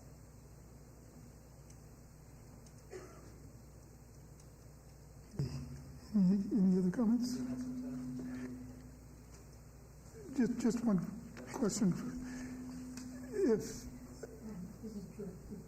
Towards the clerk, if they have two different programs, can we go ahead and extend them? Because we're doing two different reviews. One's that, or fast forward. Did you guys combine your thing, or is this two separate presentations? It's two separate programs. Okay. It's us, but. Well, let's go ahead and what we'll do is maybe answer. Yeah, okay, yeah, go ahead and present on the other one. Go ahead and start your other presentation, and then we got some other questions for you. Okay. Okay. Wanted to give you guys these handouts for our second presentation. Apologize for not doing that earlier.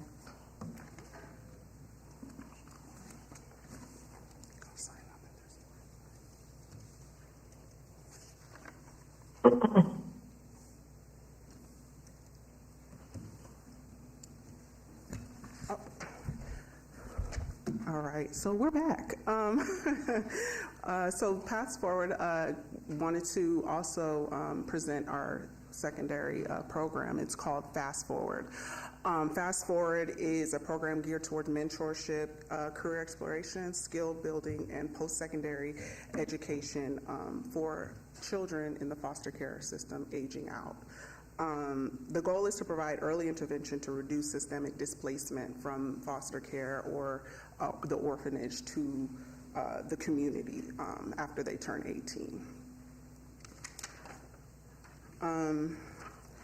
We discovered after working with the foster care, independent foster care program with the county as well as Child Haven, that most of the kids do have some services in place when they do discharge from their programs. However, when they turn 18, it's usually kind of like a thrust forward, kind of like when you fast forward a tape and then all the film just kind of rolls out. It literally just happens for them in that way. And that's kind of why we named it Fast Forward. Everything is just like super fast paced for them when they turn 18. And things need to be in place such as career exploration. What are you going to do when you get out? And how is housing going to look for you? And just kind of like the whole mentorship idea.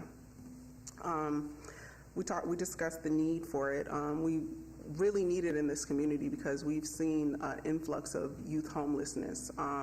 There is research that's connected between the youth homelessness, youth pregnancies, incarceration, substance use, readmissions to psych facilities for mental health disorders that went unaddressed. So some of these things that we're trying to capture with this program are all things that become an issue after 18 into adulthood. Let's see the next portion. Can you speak to this program? Okay. So what the program would entail essentially, and just, I don't know if we highlighted it before, but about 90% of our clientele currently are welfare involved, and youth involved in foster care system. So what it would involve is career exploration. So we have a job developer who will work with the kiddos to develop a resume, help them identify those skills, help connect them to employers. And when we call him our Swiss Army knife, he can teach CPR courses. He can do the guard card. He can do food handlers cards, health cards, you name it. He can provide the kiddos with. We've currently partner with Child Haven as well as the independent living. So the independent program of the foster care system are kiddos that are placed in foster care homes in the community. We provide them services and classes currently, and then we also provide classes directly to the kiddos at Child Haven. So we go in there, provide them services, and then help them, and we do it at no charge. And we pay for them to get their CPR cards, their lifeguard cards if they want to be lifeguards over the summer, and things of that nature. So the intent of this program would be to offer them mentorship, support in a therapeutic environment, but also make sure you got ID when you leave. Some of these kids that age out of foster care, they don't even have ID and social security card. How do I get those things, right? I didn't have mom and dad. I grew up in the system. So just making sure they have what they need, they have the support. Our facility is a 3,000 square foot facility. We have a computer lab. We have a hangout room so they can come there, do their resume, do some college applications, and we support them along those things. And then if we identify any type of mental health issues or concerns, then we work with them regarding that as well.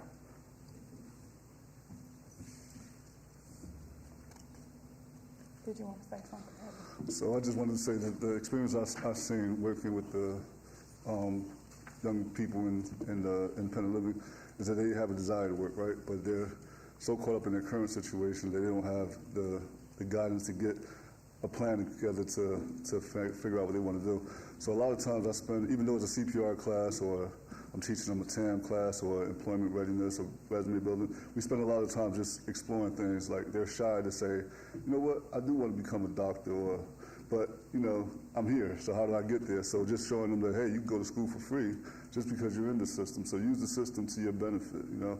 And a lot of them are eager to work. A lot of them have been working, but didn't have the proper documentation work. Like they have job offers, but they didn't know how to get a CPR card or a TAM card or a health card. So just guiding them through that, because we all know that at the end of the day, when they age out of foster care, there's not a lot of follow-up for them anyway. They're just learning it on their own. So we're giving them tools for them to be successful prior to their exit out of there. Our hopes is that they take the tools that we give them, get employment to where they can be self-sufficient moving forward.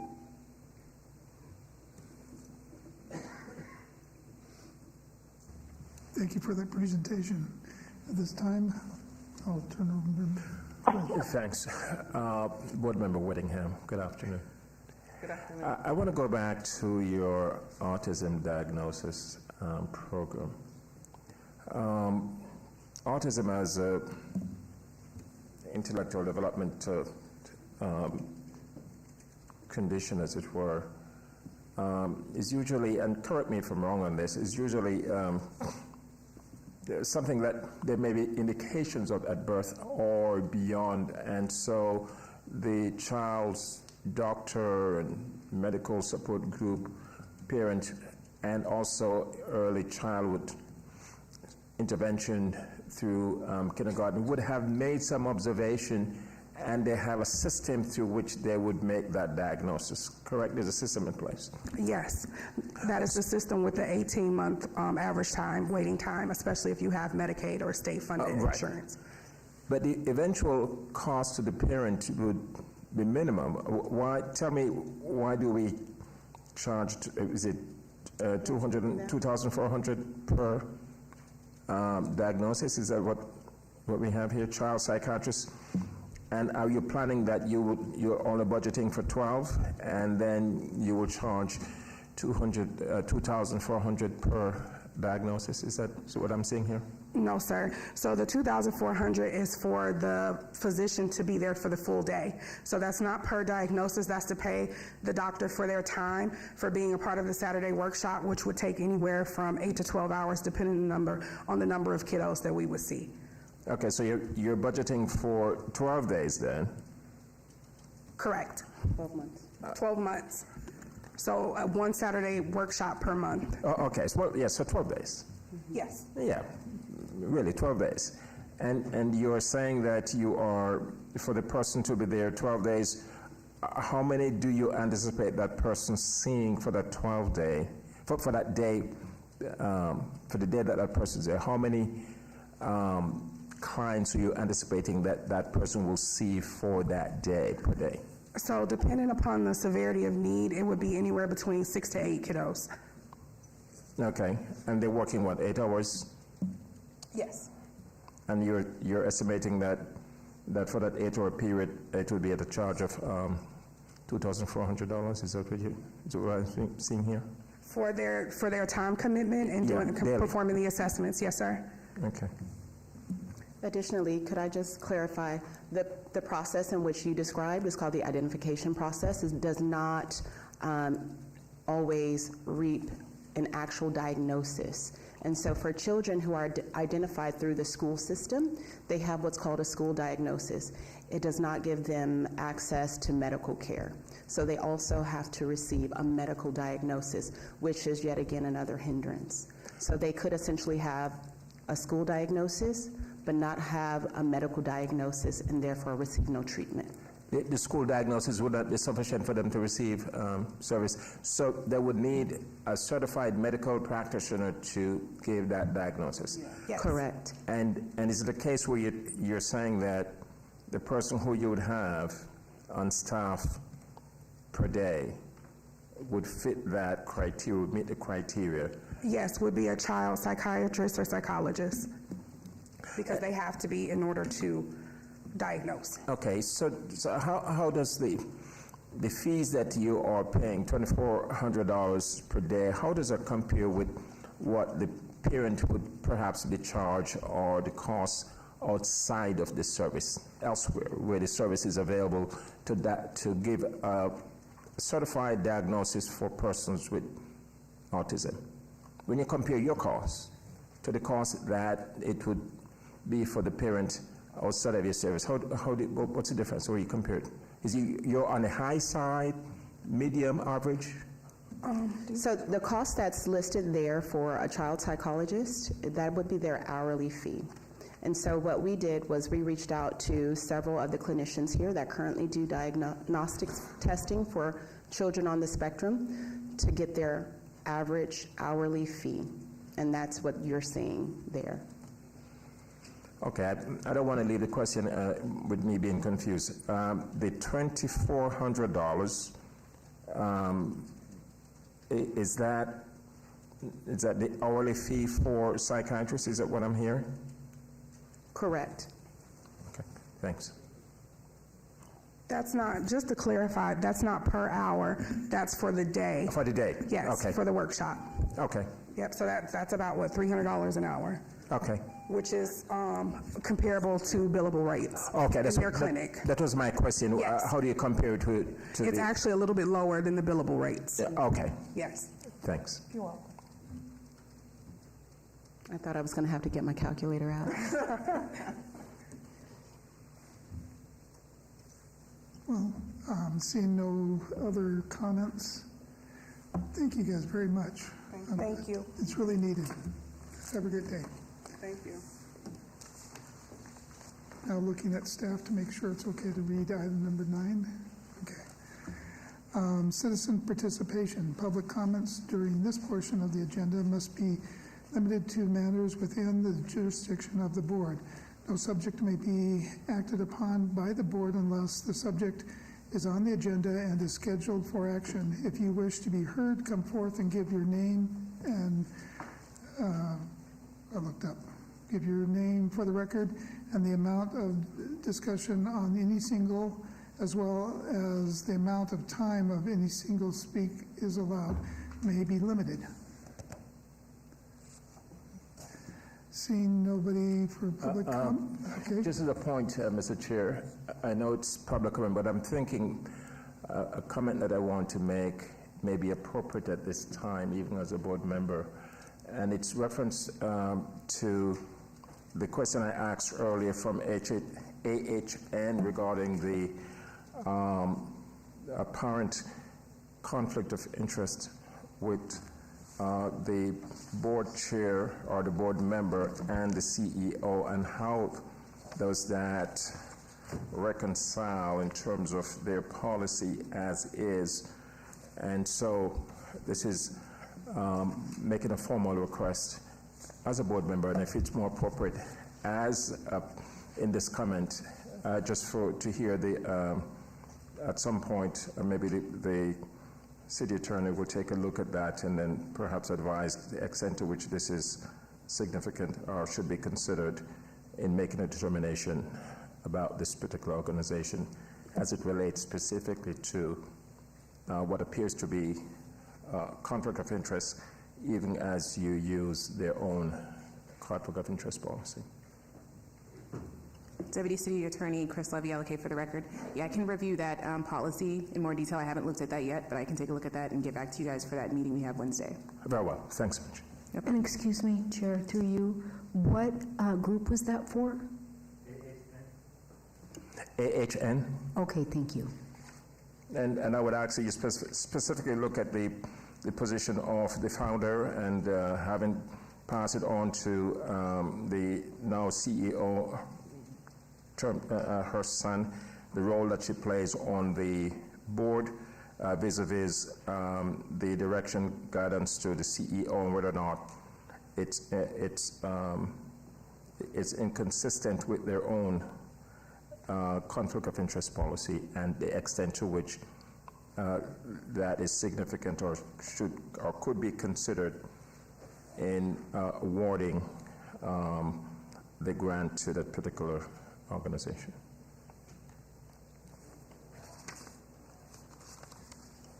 Any other comments from the board? Okay, at this time also, Member Miller, we want to thank you for being on the phone line all this time.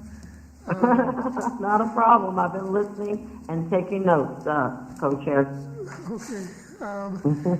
Well, we'll go ahead and adjourn this meeting, and we'll see you guys back Wednesday at 9 a.m.